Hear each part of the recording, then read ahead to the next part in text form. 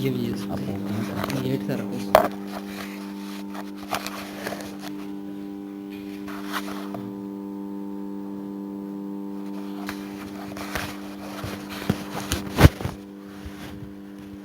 इन्नल हम्दलिल्लाह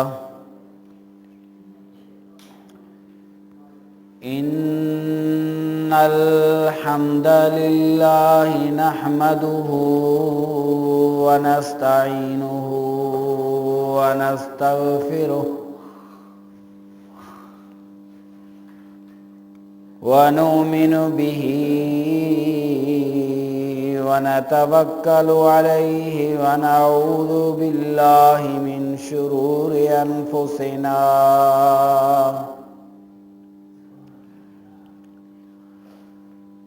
व मिन सय्यिआति अअमालिना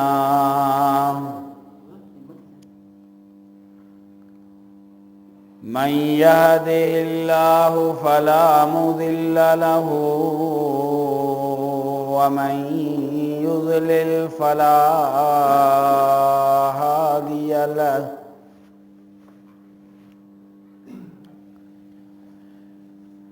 अशहदु अल्ला इलाहा इल्लल्लाहु वहदहु ला शरीक लहु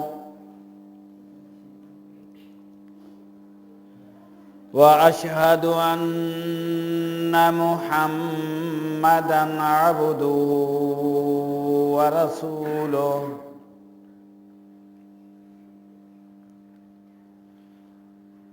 अरसलहु बिल्हक़्क़ि बशीरन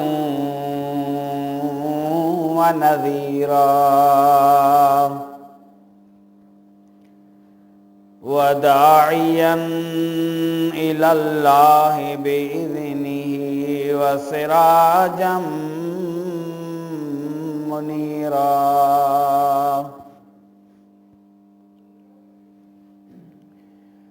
मन युतिइल्लाह व रसूलहु फ़क़द रशद वहतदा व मन यअसिल्लाह व रसूलहु फ़क़द ज़ल्ल व गवा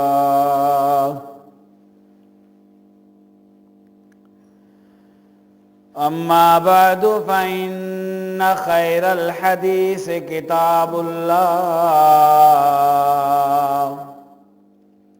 व खैरल हदी हदी मुहम्मदिन सल्लल्लाहु अलैहि वसल्लम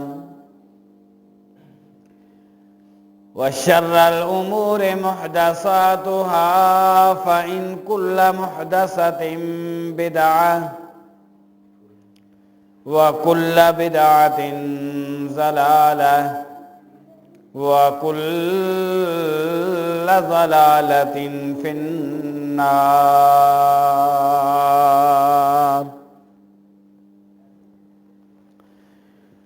अल्लाहुम्मा सल्लि अला मुहम्मदिन व अला आलि मुहम्मद कमा सल्लैता अला इब्राहीम व अला आलि इब्राहीम इन्नका हमीदुम मजीद। अल्लाहुम्मा बारिक अला मुहम्मदिन व अला आलि मुहम्मद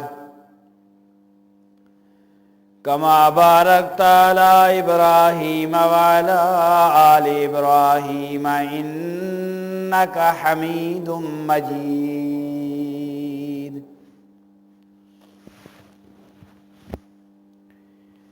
अम्मा बअदु फ़अऊज़ु बिल्लाहिस समीइल अलीम मिनश शैतानिर रजीम मिन हम्ज़िही व नफ़्ख़िही व नफ़्सिही। बिस्मिल्लाहिर रहमानिर रहीम।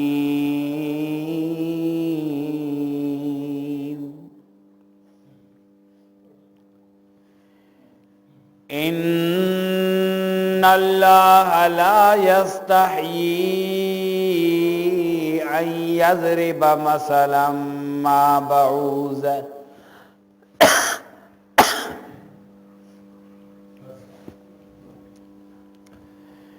अन यज़रिब मसलन मा बऊज़तन फमा फ़ौक़हा फ़अम्मल्लज़ीन आमनू फ़यअलमून अन्नहुल हक़्क़ु मिर रब्बिहिम व अम्मल्लज़ीन कफ़रू फ़यक़ूलून माज़ा अरादल्लाहु बिहाज़ा मसला युज़िल्लु बिही कसीरन व यहदी बिही कसीरा व मा युज़िल्लु बिही इल्लल फ़ासिक़ीन।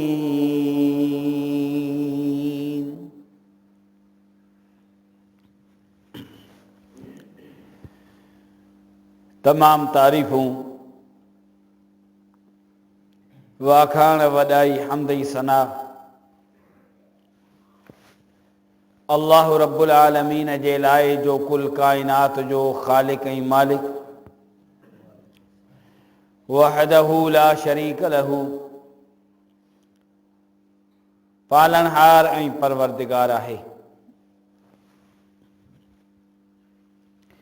दुरूद ऐं सलाम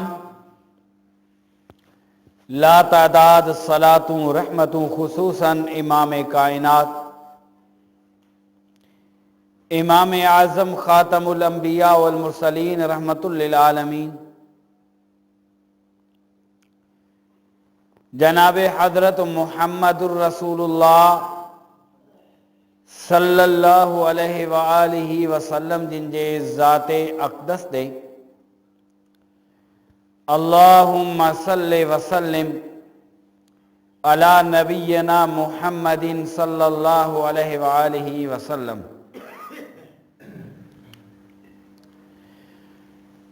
बिरादरान इस्लाम,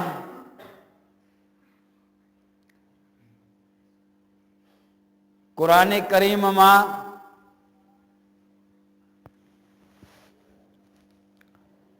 सूरतुल बकरा जी हिकायत करीमा मूं तिलावत कई आहे।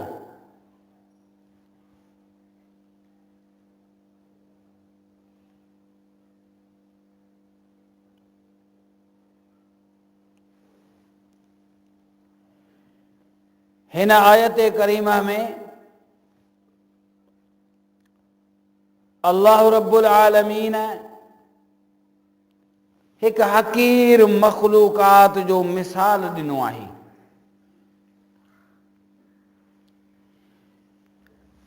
अल्लाह जी मखलूकात मां एक कमजोर मखलूकात,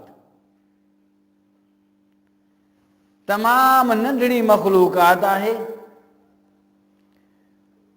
उन जो मिसाल अहिड़ो त मिसाल आहे जो अल्लाह रब्बुल आलमीन पाण जवाब ॾिनो मुशरिकीन मक्का जे एतराज़ जो जवाब अल्लाह सां इहो ॾिनो त ही आहे मिसाल हिकु बारीक पर युज़िल्लु बिही कसीरन व यहदी बिही कसीरा। इन नंढड़े मिसाल सां अल्लाह साईं केतिरनि खे हिदायत ॾेई छॾींदो आहे ऐं केतिरा वरी इन्हनि मिसालनि खे ॿुधी गुमराह बि थी वेंदा आहिनि। उहो मिसाल छा जो आहे? मिसाल आहे मच्छर जो। बाऊज़ चइबो आहे मच्छर खे। अल्लाह साईं बि हिन क़ुरान करीम में हिकु मच्छर जो मिसाल ॾिनो आहे। असां गौर सां ॿुधंदासीं या इन आयत खे या इन जे तफ़सीर खे पढ़ूं, तशरीह खे पढ़ूं त असांखे हिन मिसाल मां हिकु वॾो सबक़ थो मिले। तमामु वॾे में वॾी हिकु तौहीद सम्झ में अची वेंदी अगरि इन मिसाल खे इंसान सम्झे त हू तौहीद याफ़्ता थी वेंदो, हमेशह शिरक खां तौबह ताइब थी वेंदो। त ही मिसाल कहिड़ो मिसाल आहे जेको अल्लाह रब्बुल आलमीन मिसाल ॾिनो आहे। फरमाई इन्न अल्लाह ला यस्तही अन यज़रिब मसलन मा बऊदतन फमा फौकहा। बेशक अल्लाह साईं नथो शर्माए मिसाल बयान करे मच्छर जो। बेशक अल्लाह रब्बुल आलमीन नथो शर्माए हिन ॻाल्हि खां जो मिसाल बयान करे मच्छर जो, या मच्छर खां कंहिं वॾी ॿी शइ जो मिसाल ॾेई करे सम्झाए। किन मुफ़सिरनि माना ही बि लिखी त बेशक अल्लाह साईं नथो डिॼे जो मिसाल बयान करे मच्छर जो, या मच्छर खां कंहिं माफ़ो का कंहिं वॾी शइ जो। वअम्मा अल्लज़ीना आमनू फयअलमून अन्नहुल हक़्क़ु मिर रब्बिहिम। पर ये मिसाल ॿुधी करे मोमिन मुस्लमान जिन ईमान आंदो आहे उहे चवंदा इहो हक़ जो मिसाल आहे, अल्लाह जे तरफ़ां हक़ ई सच आहे। मिसाल इन में वॾी अल्लाह जे तरफ़ां नसीहत आहे। वअम्मा अल्लज़ीना कफ़रू फयक़ूलून माज़ा अरादल्लाहु बिहाज़ा मसला। पर जेके काफ़िर आहिनि, इनकारी आहिनि, उहे इहे मिसाल ॿुधी करे चवंदा छा मिसाल अल्लाह साईं छो ॾिनो आहे। अल्लाह जी हेॾी ज़ात पाक आहे, अल्लाह ख़ालिक ऐं मालिक आहे, हिकु हक़ीर मख़लूक़ात जो मिसाल छो ॾिनो अथसि, हिन जो मक़सदु छा आहे। अल्लाह साईं उनजो जवाबु पाण फरमायो युज़िल्लु बि कसीरन व यहदी बि कसीरा। ही उहे मिसाल आहिनि जिन सां केतिरनि खे अल्लाह साईं हिदायत ॾींदो आहे, केतिरनि खे गुमराह कंदो आहे। पर गुमराह फासिक थी वेंदा आहिनि उहे जेके ज़िद में अची वेंदा आहिनि, अना परस्ती में अची वेंदा आहिनि, उहे ज़िद ते क़ाइमु रही करे अल्लाह जे मिसालनि खे कूड़ो सम्झण जी कोशिशि कंदा आहिनि ऐं उनखे ग़लति रंग ॾींदा आहिनि, उहे गुमराह थींदा आहिनि। बाक़ी फरमाए त जिन ईमान आंदो आहे उहे हमेशह चवंदा आहिनि अल्लाह जे तरफ़ां मिसाल सच आहे, इहे हक़ जा मिसाल आहिनि। पोइ बाऊज़ मच्छर जो मिसाल छो न हुजे? छो त हिन आयत खां अॻु में अल्लाह रब्बुल आलमीन बाहि ऐं पाणी जो बि मिसाल ॾिनो। पाणी कान्हे, बाहि ऐं पाणी जो मिसाल जेको अल्लाह रब्बुल आलमीन ॾिनो, उन ते मुशरिकीन मक्का जेके हा, काफ़िर हा, उन्हनि चयो त अल्लाह साईं जी हेॾी ज़ात बाबरकात, वरी इन्हनि नंढड़ियुनि मख़लूक़ातनि जा मिसाल ॾियण मां अल्लाह साईं खे नथो जुगाए। नऊज़ बिल्लाह, अल्लाह जे बारे में इन्हनि शख़्सनि इहो एतिराज़ कयो।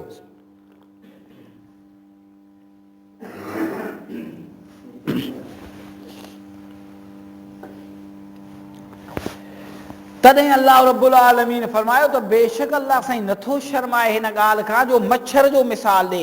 अगरि बाहि जो मिसाल ॾे त बि हुनजी मर्ज़ी आहे, पाणीअ जो मिसाल ॾेई सम्झाए त बि हुनजी मर्ज़ी आहे, जे मच्छर जो मिसाल ॾे त बि हुनजी मर्ज़ी आहे। फमा फौकहा, या मच्छर खां अञा मथे बि को मिसाल, कोरीअड़े जो मिसाल बि क़ुर में ॾिनई, मख जो मिसाल बि क़ुर में ॾिनई, माखीअ जो मिसाल बि क़ुर में ॾिनई, माकोड़ीअ जो मिसाल बि क़ुर में ॾिनई, पखियुनि जो मिसाल बि क़ुर में ॾिनई, जानवरनि जो मिसाल बि क़ुर करीम में ॾिनई। उहो फमा फौकहा, अल्लाह जी मर्ज़ी आहे, हू बेपरवाह बादशाह आहे, कंहिंखां डिॼण वारो न आहे, हू मिसाल ॾेई करे सम्झाईंदो आहे। यकीनन अल्लाह जो फरमान सचो आहे। अगरि कंहिं माण्हूअ खे पूरो क़ुर पढ़ी ॿुधायो, तर्जुमो ॿुधायो त पंहिंजे ज़िद ते क़ाइमु हूंदो, न मञंदो। पर जेकॾहिं अकुली दलील को ॾेई करे सम्झाईंदोसि त थी सघे थो हुनखे उहा ॻाल्हि सम्झ में अची वञे। हालांकि हुनखे खपे आहे त अल्लाह जे क़ुर ते ईमान आणे, अल्लाह जे फरमान खे सचो सम्झे। पर जॾहिं अल्लाह साईं जेकॾहिं हिदायत लिखी अथसि त कंहिं मिसाल सां बि अल्लाह साईं हिदायत ॾेई छॾींदो आहे। कंहिं मिसाल सां दलील सां अलाह साईं हुनखे हिदायत ॾेई छॾींदो आहे। जे न त पोइ त उहो पूरो 30 पारा क़ुर करीम पढ़े पियो ॿुधे पियो पर ईमान नथो आणे, यानी ईमान उन ते अमल नथो करे, उन शिरक खे छॾण जे लाइ तयारु न आहे। वमा युज़िल्लु बिही इल्लल फासिकीन। ही मच्छर इन जी वॾी तारीफ़ आहे। हिकिड़नि खे असांखे त मच्छर खां गिला हूंदी, शिकवा हूंदी। मच्छर वॾो ज़ालिम आहे, रत पीए थो, आराम फिटाए थो, बुखार ॾेई छॾे थो, डेंगी वायरस, मलेरिया, अलाए कहिड़ियूं कहिड़ियूं बीमारियूं आहिनि मच्छर जे करे। दुनिया परेशान आहे त हिन जो इलाज कहिड़ो कयूं। ऐं आहे वरी केॾी मखलूकात सूरत में हाथीअ जे मुशाबे आहे। मच्छर आहे केतिरो पर सूरत में हाथीअ जेतिरो यानी उन जहिड़ो थो लॻे। पर अल्लाह जी कुदरत ॾिसो। ऐं जंहिं शइ खे अल्लाह साईं क़ुर करीम में बयानु कयो आहे त साइंसदान बि फौरन उन जी तहक़ीक़ करणु शुरू करे ॾींदा आहिनि त एॾी हक़ीर मखलूकात जो अल्लाह साईं मिसाल ॾिनो आहे त इन जो मतिलबु छा आहे। पोइ उनखे जांचींदा त इहा आहे कहिड़ी शइ। ही मच्छर जो मिसाल ॾेई करे युज़िल्लु बिही कसीरा व यहदी बिही कसीरा, केतिरनि खे अल्लाह साईं हिदायत थो ॾे, केतिरनि खे गुमराह थो करे त इहो मच्छर आहे छा। जेॾी महिल साइंसदाननि हिन जी तहक़ीक़ शुरू कई मच्छर जी, मिजहर जे हेठां रखियऊं, 4 लख दफ़ा हुनखे वॾो कयूं मच्छर खे, तव्हांजो हिनखे ॾिसूं आहे हिन में कहिड़ी शइ। मिजहर जे हेठां रखी 4 लख दफ़ा हिनखे वॾो करे ॾिठऊं। मच्छर जे दिमाग़ में 100 अखियूं आहिनि, 100 अखियूं मच्छर जे दिमाग़ में आहिनि, पर ॾिसे हिकु अख सां बि कोन थो।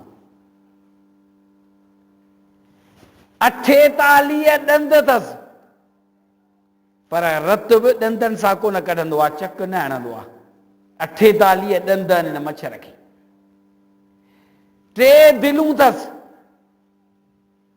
हिकिड़ी दिलि हिन जे सदर सीने में आहे, ॿी दिलि सॼे पासे आहे, टी दिलि खॿे पासे आहे, 2 दिलूं नाकारा अथसि, हिकु दिलि हुन जी कमु करे थी।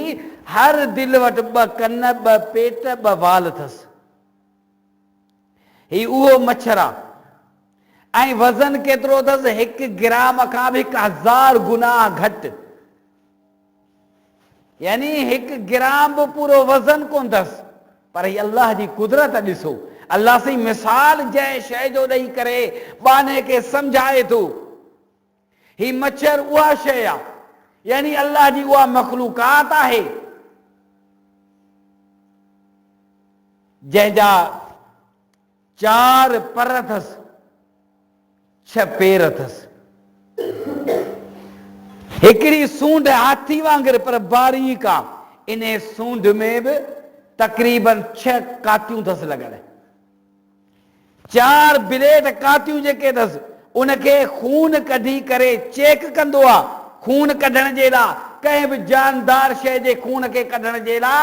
ऐं 2 अथसि उनखे पीअण जे लाइ। जेॾी महिल उन खून खे कढी करे चकास करे टेस्ट करे ॾिसंदो आहे त ही खून मुंहिंजे पीअण जे लाइक़ु आहे त ठीकु आहे, जे न त अहिड़े अंदाज़ में सभ खां पहिरीं हिन मच्छर खे अहिड़ी महारत कुदरत अल्लाह जी मिलियल आहे जो पहिरीं उन जॻह खे सुन थो करे।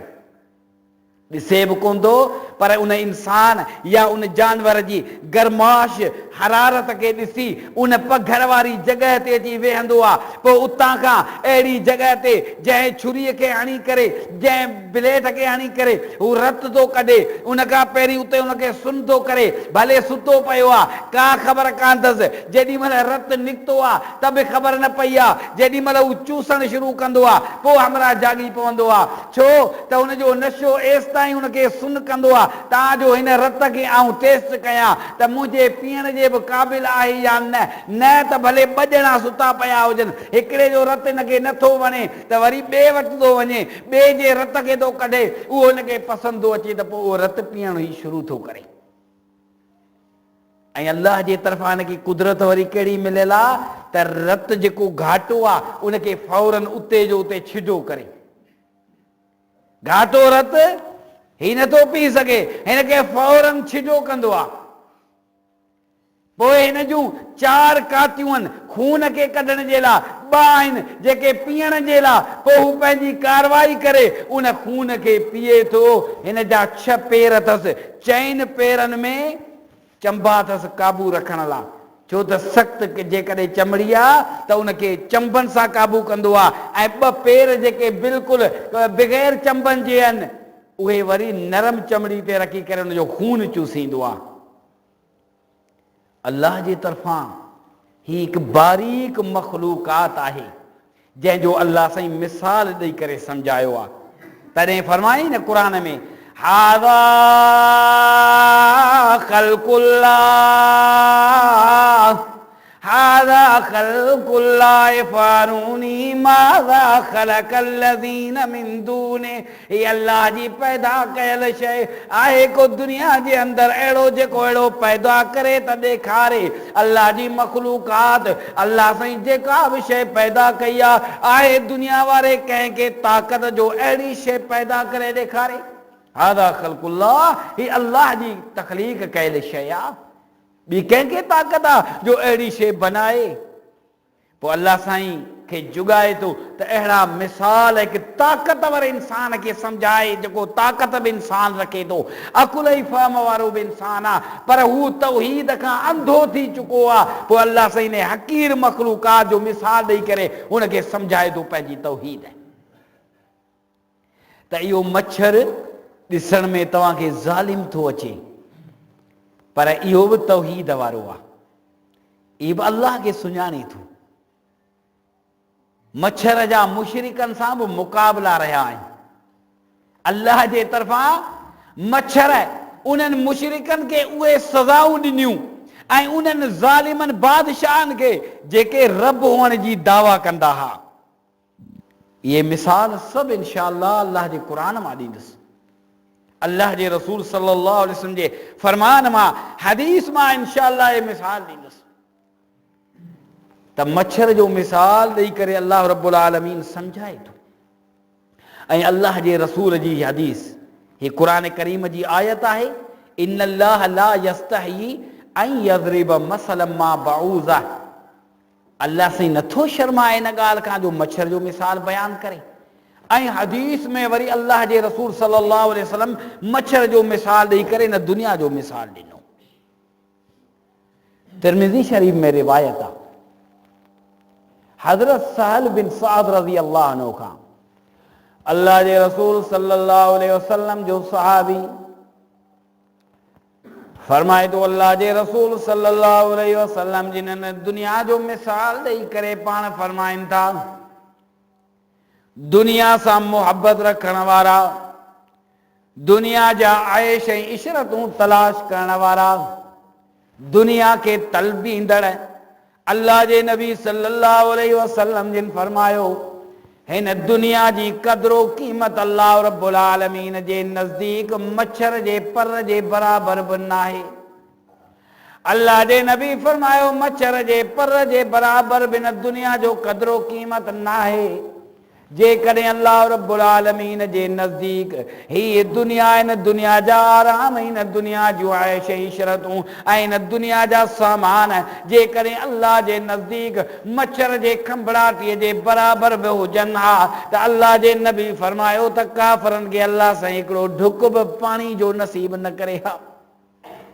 अल्लाह साईं पंहिंजे इनकारी खे हिकिड़ो ढुक बि पाणी जो न ॾे हा छो त अल्लाह रब्बुल आलमीन वटि इन दुनिया जी मिल्कियत, इन दुनिया जो माल, ही दुनिया जी जायदाद, इन दुनिया जा इशरत अल्लाह जे नज़दीक का बि इन्हनि जी फज़ीलत कान्हे का।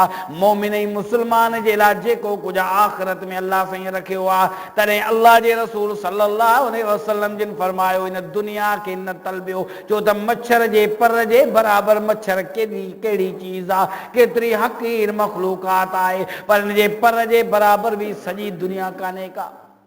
ही उहो मच्छर आहे जंहिंसां अल्लाह रब्बुल आलमीन पंहिंजी तौहीद सम्झाइण जे लाइ मिसाल क़ाइमु कयो दुनिया वारनि जे लाइ। अल्लाह साईं क़ुरान करीम में ज़िक्र कयो पंहिंजे प्यारे ख़लील हज़रत इब्राहिम ख़लीलुल्लाह अलैहिस्सलाम जो मिसाल ॾिनो वियो आहे। अल्लाह रब्बुल आलमीन सैयदना इब्राहिम ख़लीलुल्लाह जी सीरत क़ुरान करीम में बयान कई, जंहिंमें अल्लाह साईं फरमाए थो मुंहिंजो इब्राहिम ख़लील आहे। अल्लाह जे तरफ़ां खलील जो लक़ब मिलियो आहे इब्राहिम खलीलुल्लाह खे। वत्तखिज़ू मिन मक़ाम इब्राहिम मुसल्ला, अल्लाह करीम वॾी सआदत अता कई हज़रत इब्राहिम खलीलुल्लाह खे। अल्लाह रब्बुल आलमीन उन जूं यादूं हमेशह जे लाइ क़ाइमु रखियूं। हज़रत इब्राहिम अलैहिस्सलाम खे जंहिं बाह में उछलायो, जंहिं ज़ालिम सां टक्कर थियो हज़रत इब्राहिम खलीलुल्लाह जो, कंहिंजी हुकूमत उन वक़्त जो ज़ालिम बादशाह केरु हो? निमरूद हो। निमरूद खे अल्लाह साईं तौहीद सम्झाइण जे लाइ, दुनिया वारनि खे सम्झाइण लाइ निमरूद ते कहिड़ो अज़ाब कयो अल्लाह रब्बुल आलमीन। जॾहिं हज़रत इब्राहिम अलैहिस्सलाम बार बार उनखे सम्झाए थो, इब्राहिम ख़लीलुल्लाह खे पाण निमरूद वेही करे पंहिंजनि ॿियनि सिपाहियुनि खे आणे क़ौम खे गॾु करे बाहि तयारु करे हज़रत इब्राहिम अलैहिस्सलाम खे बाहि में उछलाए थो, अल्लाह रब्बुल आलमीन जे तरफ़ां बाहि खे थधो कयो वियो, बाहि खे गुलज़ार बनायो वियो, बाहि जी गरमाश ख़तमु कई वई। या नारु कूनी बरदन व सलामन अला इब्राहिम, अल्लाह जे तरफ़ां हुकुम थियो आहे बाहि खे बाहि थधी थी वञे। सैयदना अलीउल मुर्तज़ा रज़ी अल्लाह अन्हु तफ़सीर में फरमाइनि था, सैयदना अली रज़ी अल्लाह अन्हु फरमाइनि था जेकॾहिं थी सघे थो अल्लाह साईं सलामती वारो लफ़्ज़ बाहि खे न चवे हा त उहा बाहि थी सघे त सख़्तु थधी थी वञे हा, जंहिंजे करे एतिरी त थधाण जो इब्राहिम ख़लीलुल्लाह बर्दाश्त न करे सघनि हा। पर अल्लाह साईं फरमायो या नारु कूनी बरदन व सलामन अला इब्राहिम, ऐं बाहि थधी थी वञ ऐं सलामती वारी थी वञ। सलामतीअ जो मतिलबु न गरमाश तो में हुअणु खपे न थधाण तो में हुअणु खपे, दरमियानी थी वञ। जंहिंजे करे हज़रत इब्राहिम अलैहिस्सलाम 40 ॾींहं या 50 ॾींहं बाहि में रहण खां बाद में बि अल्लाह साईं ॿाहिरि आंदो। निमरूद खे खपे हा न ज़ालिम खे त इहो अल्लाह जे तरफ़ां वॾी कुदरत ॾिसी हू हक़ खे तस्लीम करे हा, पर न, अञा ज़िद में वधी वियो, अञा बि ज़िद में वधी वियो। हज़रत इब्राहिम अलैहिस्सलाम सां मुनाज़रा करणु लॻो। अल्लाह साईं क़ुरान करीम में फरमायो अलम तरा इलल्लज़ी हाज इब्राहिम फी रब्बिही अन आताहुल्लाहुल मुल्क इज़ क़ाल इब्राहिम रब्बी अल्लज़ी युहयी व युमीतु क़ाल अना उहयी व उमीतु क़ाल इब्राहिम फइन्नल्लाह याती बिश्शम्सि मिनल मशरिक़ि फाति बिहा मिनल मग़रिबि फबुहितल्लज़ी कफ़र वल्लाहु ला यहदिल क़ौम अज़्ज़ालिमीन। अल्लाह से फरमाए थो छा न तो ॾिठो उन झगड़ो कयो इब्राहिम सां पंहिंजे रब जे बारे में। जॾहिं इब्राहिम ख़लीलुल्लाह उनखे चयो मुंहिंजो अल्लाह ज़िंदहनि मां मुर्दा करण वारो, मुर्दनि मां ज़िंदा करण वारो, इहा कुदरत अल्लाह करीम जी आहे। त उहो ज़ालिम चवणु लॻो त न, इहा ताक़त मूंखे बि आहे, ऐं मुर्दनि मां ज़िंदा थो कयां, ज़िंदहनि मां मुर्दा थो कयां। अल्लाह रब्बुल आलमीन फरमायो ऐं मुंहिंजा ख़लील हिन जो जवाबु ॾिनो आहे, ग़लति जवाबु ॾिनो अथसि, हीअ त बेअकुल इंसान आहे, जाहिलियत वारो जवाबु आहे। उहो न छा चयो?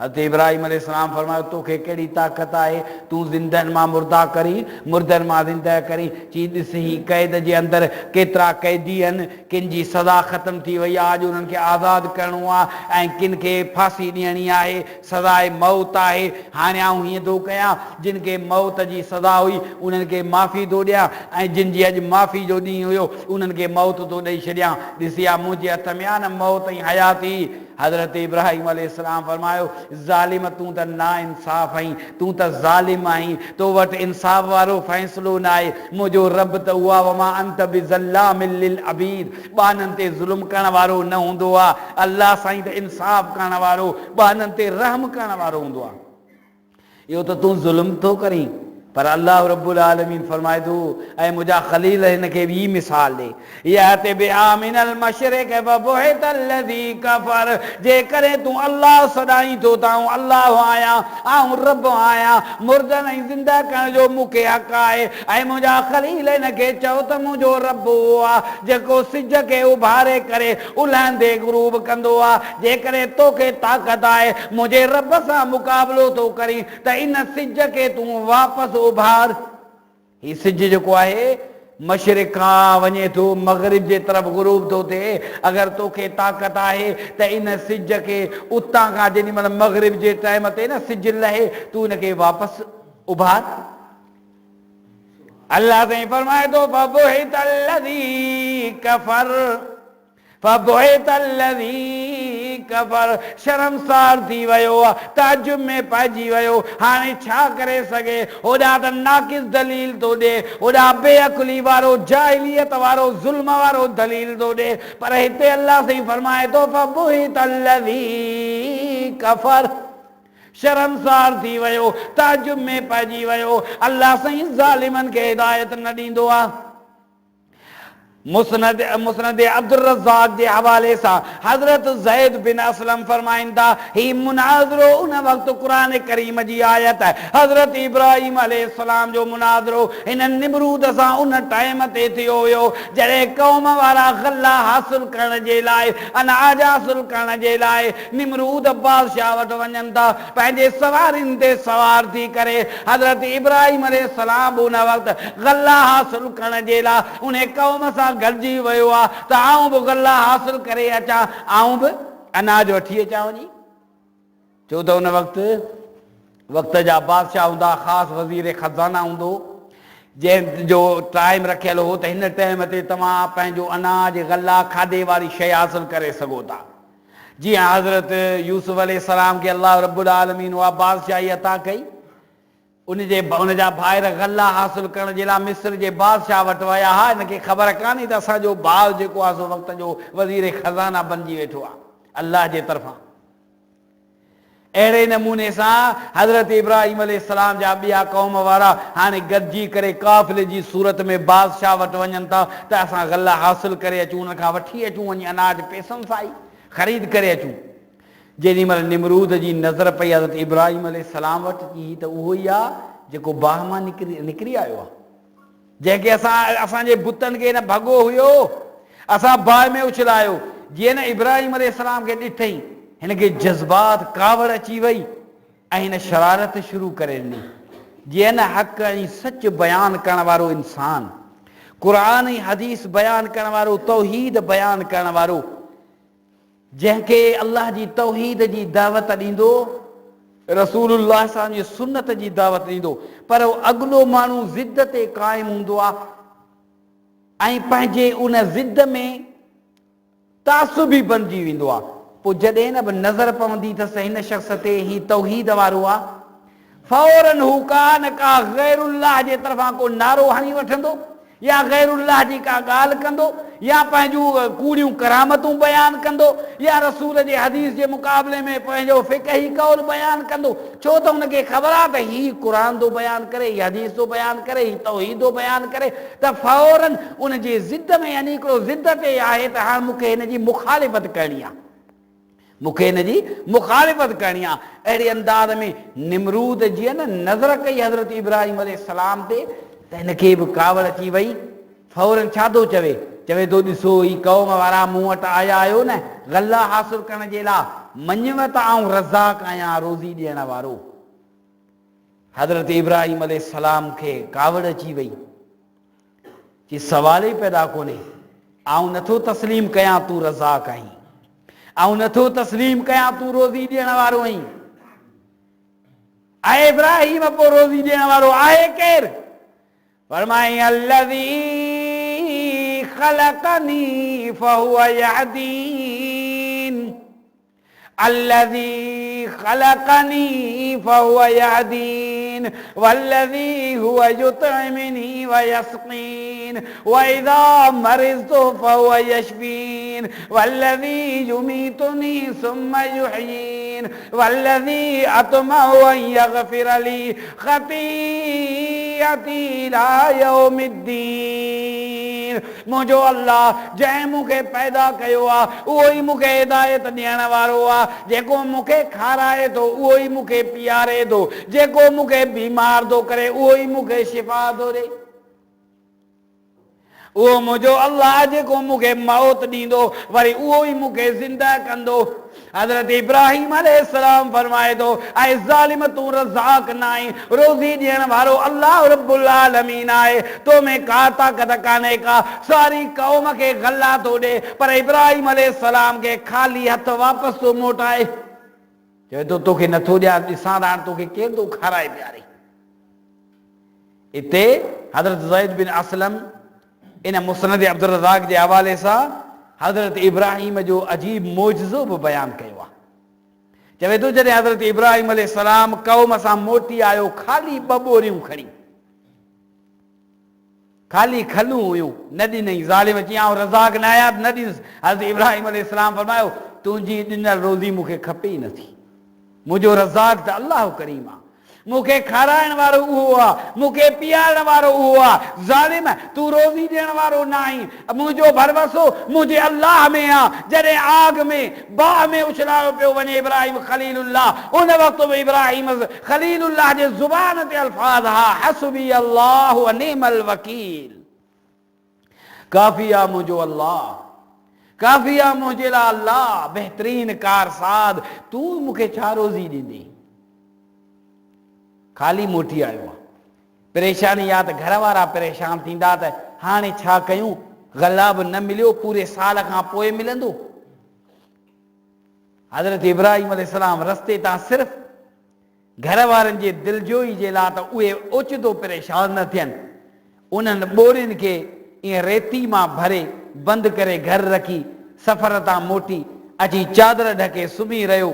होॾां सैयदा बीबी सारा जो उथी त हाणे कुझु खणी आयो आहे, खाधो तयारु कयां। जेॾी महिल खणी खाधो तयारु करे हज़रत इब्राहिम अलैहिस्सलाम खे जाॻाए थी, चवे थी इब्राहिम उथी मानी मूं तयारु कई आहे, खाधो तयारु कयो आहे। हज़रत इब्राहिम अलैहिस्सलाम उथण खां बाद में चवे थो हीउ तो आंदो किथां, रोज़ी तोखे किथां खां मिली आहे? चई तूं जो ही खणी आयो आहीं। अल्लाह करीम ते भरवसो रखण वारा अल्लाह साईं चाहे उन मिटीअ खे अनाज बनाए, उन अल्लाह जे लाइ मुश्किलात न आहे। अल्लाह साईं चाहे त उन रेतीअ खे अनाज बनाए, अल्लाह जे लाइ मुश्किल ॻाल्हि कान्हे। हिकु ॻाल्हि त पैगंबर जो मौजज़ो बि आहे, अल्लाह जे तरफ़ां पैगंबरनि खे मौजज़ा बि अता थींदा आहिनि। ॿियो त इहा नामुमकिन ॻाल्हि बि न आहे, छो त ही जेका असांखे रोज़ी पई मिले, जेके समरात आहिनि, अनाज आहे, खाधो आहे, सभु इन मिटीअ मां अल्लाह साईं पैदा थो करे। अल्लाह करीम जे लाइ का मुश्किलात न आहे।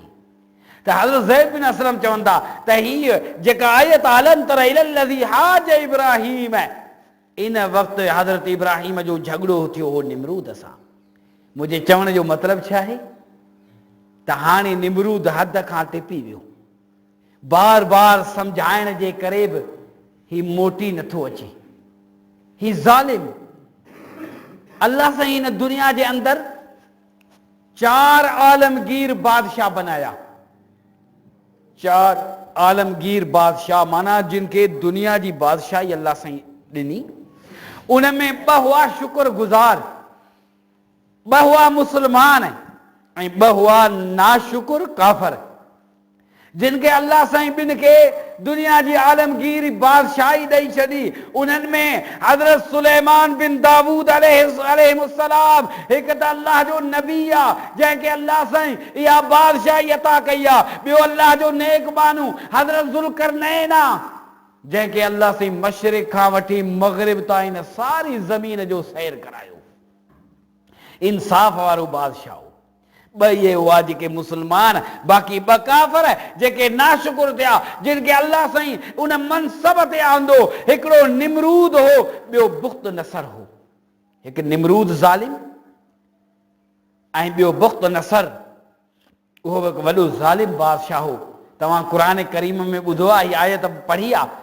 औ कल्लज़ी मर्र अला क़रियतिन वहिय ख़ावियतुन अला उरूशिहा क़ाल अन्ना युहयी हाज़िहिल्लाहु बअद मौतिहा फ़अमातहुल्लाहु मिअता आमिन सुम्मा बअस क़ाल कम लबिस्त क़ाल लबिस्तु यौमन औ बअद यौम क़ाल बल लबिस्त मिअता आमिन फ़न्ज़ुर इला तआमिक व शराबिक लम यतसन्न वन्ज़ुर इला हिमारिक वलिनजअलक आयतल लिन्नास वन्ज़ुर इलल इज़ामि कैफ़ नुनशिज़ुहा सुम्मा नक्सुहा लहमा फलम्मा तबय्यन लहु क़ाल अअलमु अन्नल्लाह अला कुल्लि शैइन क़दीर। अल्लाह साईं हज़रत उज़ैर जो ज़िक्र फरमायो आहे। जॾहिं अल्लाह करीम उनखे 100 साल मौत ॾेई छॾियो हुयो, जंहिं फितल वादीअ जे दीवार जी टेक ॾेई वेठो, ही उहो इलाइक़ो अथव, ही उहा वादी हुई जंहिंखे इन बुख्त नसर ज़ालिम बादशाह इन्हनि माण्हुनि खे हलाक करे उन वादी खे डाहे उन जे बुनियादनि खे ख़तम करे छॾियो हो। तॾहिं हज़रत उज़ैर उते सफ़र में सोचणु लॻो, अल्लाह तूं हिननि मुर्दनि खे ज़िंदह कीअं कंदे? अल्लाह साईं उनखे मिसाल ॾियण जे लाइ 100 साल ताईं मौत ॾेई छॾियो त ही उहा वादी जंहिंखे बुख्त नसर तबाह ऐं बर्बाद कयो हो। त अल्लाह साईं आलमगीर बादशाह बनाया, 2 मुस्लमान 2 काफ़िर हा। अहिड़े नमूने सां ही निमरूद बि उहो शख़्स आहे जेको खुदाई यानी रब हुअण जी दावा थो करे त आऊं रब आहियां, आऊं रज़ाक आहियां, आऊं मुर्दनि मां ज़िंदह थो कयां। हाणे अल्लाह रब्बुल आलमीन दुनिया वारनि खे मिसाल मच्छर जो ॾेई करे सम्झायो आहे त ही जेको पंहिंजे मुश्किल कुशा हुअण जी दावा थो करे, रज़ाक हुअण जी दावा थो करे, ज़िंदहनि मां मुर्दा हुअण जी दावा थो करे, पाण खे रब थो सॾाए, अल्लाह साईं उनखे मच्छर खे हुकुम कयो, मच्छर उन जे दिमाग़ में दाख़िल थी वियो। इन हवाले सां तफ़सीर में ईंदो आहे, साॻी हज़रत ज़ैद बिन असलम खां रिवायत आहे त हज़रत इब्राहिम अलैहिस्सलाम जे सम्झाइण जे बावजूद बि निमरूद ईमान न आंदो। पोइ अल्लाह साईं इंसानी सूरत में फ़रिश्तो मोकिलियो त उनखे सम्झाई, पर हुन इनकार कयो। ॿियो दफ़ो फ़रिश्तो वञेसि थो, इनकार की। 3 दफ़े फ़रिश्ते चए त हाणे अचु मैदान में मुक़ाबिलो कंदासीं, या तूं खटी या असां खटींदासीं, तूं नथो ईमान आणी, हिन जो तूं केरु थींदो, किथां जो जो मूंखे धमकियूं पियो ॾीं, अचु कहिड़े मैदान ते ईंदे, कि फलाणे मैदान ते अचिजांइ। जेॾीमहिल निमरूद पंहिंजा फ़ौजी सिपाही हाथी सामान जंग जा खणी मैदान में पहुतो, उते त को माण्हू आहे ई कोन्हे। फ़रिश्तो त हिनखे चैलेंज करे हलियो वियो, माण्हू त आहे कोन्हे। ख़ुशि थियो त ॾिसो आऊं आहियां न, रब जे हुजनि हा त मुंहिंजे मुक़ाबले में अचनि हा। अल्लाह साईं मच्छरनि खे हुकुम कयो, मच्छरनि जा लश्कर अची विया मैदान में। हिननि ॾिठो ई मच्छरनि अची जो मच्छर दाख़िल थियो त को माण्हू हुन जे मांस खे न छॾियऊं, न रत खे छॾियऊं, उहे सभु हलाक थिया। हिकिड़ो मच्छर उनखे हुकुम थियो, निमरूद जे नक मां दिमाग़ में दाख़िल थी वियो। अल्लाह रब्बुल आलमीन इहो मिसाल ॾेई करे दुनिया वारनि खे सम्झायो आहे, जेको मूं अल्लाह जे मुक़ाबले में पाण खे दाता सॾाईंदो, मूं अल्लाह जे मुक़ाबले में पाण खे मुश्किल कुशा सॾाईंदो, मूं अल्लाह जे मुक़ाबले में पाण खे हाजत रवा सॾाईंदो, मूं अल्लाह जे मुक़ाबले में पाण खे दस्तगीर सॾाईंदो, मूं अल्लाह जे मुक़ाबले में पाण खे शिफ़ा ॾियण वारो सॾाईंदो, मूं अल्लाह जे मुक़ाबले में पाण खे औलाद ॾियण वारो सॾाईंदो, ताक़त वारो सॾाईंदो, उनखे हक़ीर मख़लूक़ात सां ज़लील कंदुसि। ॾाढी मख़लूक़ात न ईंदी मतां सुभाणे वरी फ़ख्र करे त ॾिसो ॾाढा हा तॾहिं आऊं हलाक थियो आहियां।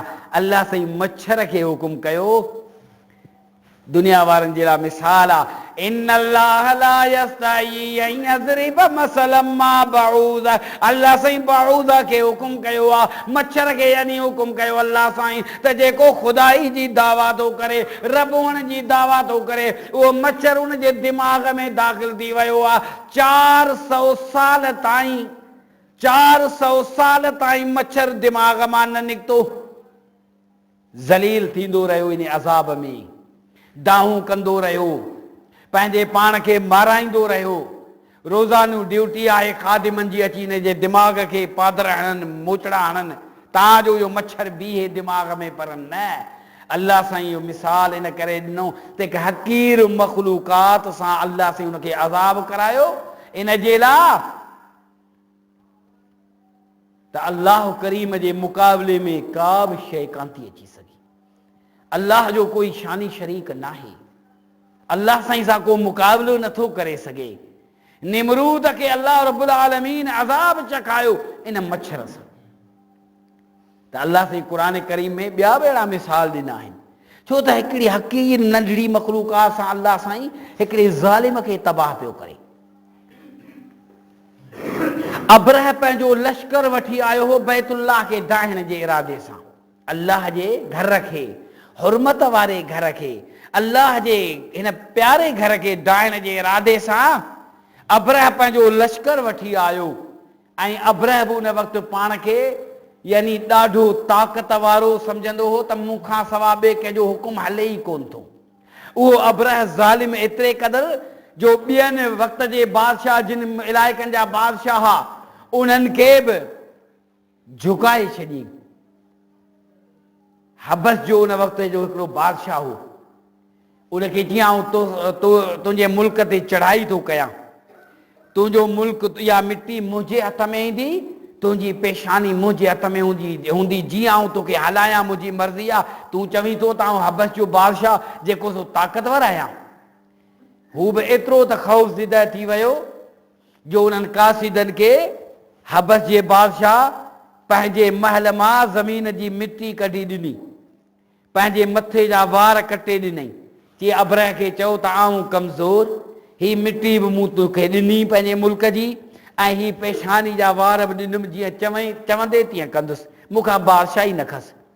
हुनखे फ़ख़ुरु थी वियो, चई हाणे मुंहिंजी अहिड़ी ताक़त आहे जो वञा थो उन मुस्लमाननि जे बैतुल्लाह खे ढाइण जे इरादे सां, जिते ही मके वारा हज था कनि, जंहिं बैतुल्लाह जो तवाफ़ था कनि, ॿिया ॿाहिरां खां माण्हू था अचनि, आऊं इहो बैतुल्लाह पंहिंजो हिते थो ठहिरायां।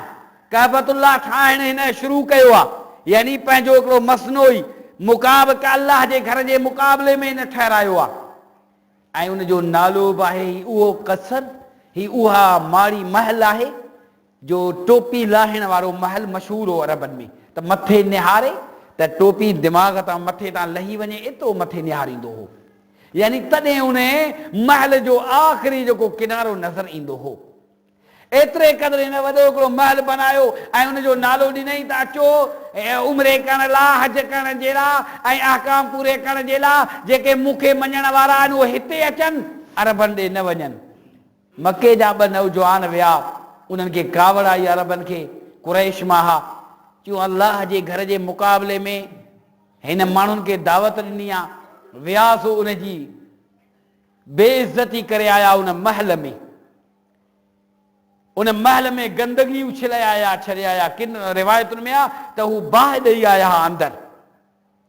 अब्रह खे ख़बर मिली त मके जा इहे 2 नौजवान कुरैश मां हा। हिन हबस जे बादशाह ॾे नियाबो मोकिलियो त तुंहिंजे तरफ़ां कहिड़ी मूंखे मदद मिलंदी। हुन चयो आऊं 10 हाथी थो मोकिलियां, मुंहिंजो मशहूरु हाथी, ताक़त में ॿियो कंहिंजो हाथी अहिड़ो न आहे, उहे बि मोकिलियां थो, फ़ौज बि मोकिलियां थो, जीअं चवंदे तीअं कंदुसि। ही फ़ौजूं वठी, हाथी वठी निकितो आहे काबतुल्लाह खे ढाइण जे इरादे सां। हिन सोचियो त आसान ॻाल्हि आहे, पर ही अल्लाह जो घर आहे, अल्लाह साईं हिन जी हिफ़ाज़त कई आहे।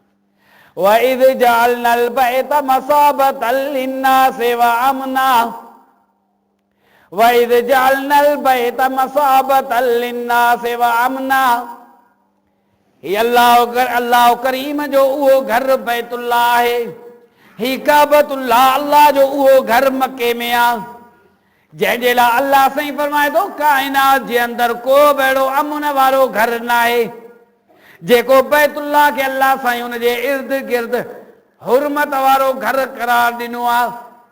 कुरान करीम में अल्लाह रब्बुल आलमीन बि जगह ते फरमाए थो ऐं मके वारो तव्हांखे अल्लाह साईं उहा ज़मीन ॾिनी आहे, अल्लाह साईं खे तव्हांखे उहो घर ॾिनो आहे अमन वारो। जेकॾहिं ॿेहंद हूंदव त फौरन खंभिजी वेंदा आहियो, माण्हू तव्हांखे खणी वेंदा आहिनि। पर जेकॾहिं हिन घर जे अंदरि तव्हां दाख़िल थी वेंदव, हिन जे हद में दाख़िल थी वेंदव, पर पोइ बि छो न दुश्मन कातिल हूंदो पर ॾिसंदो त जेकॾहिं इन हद में दाख़िल थी वियो आहे त फौरन हू पोइ ते हटी वेंदो, हुनखे क़तल बि न कंदो।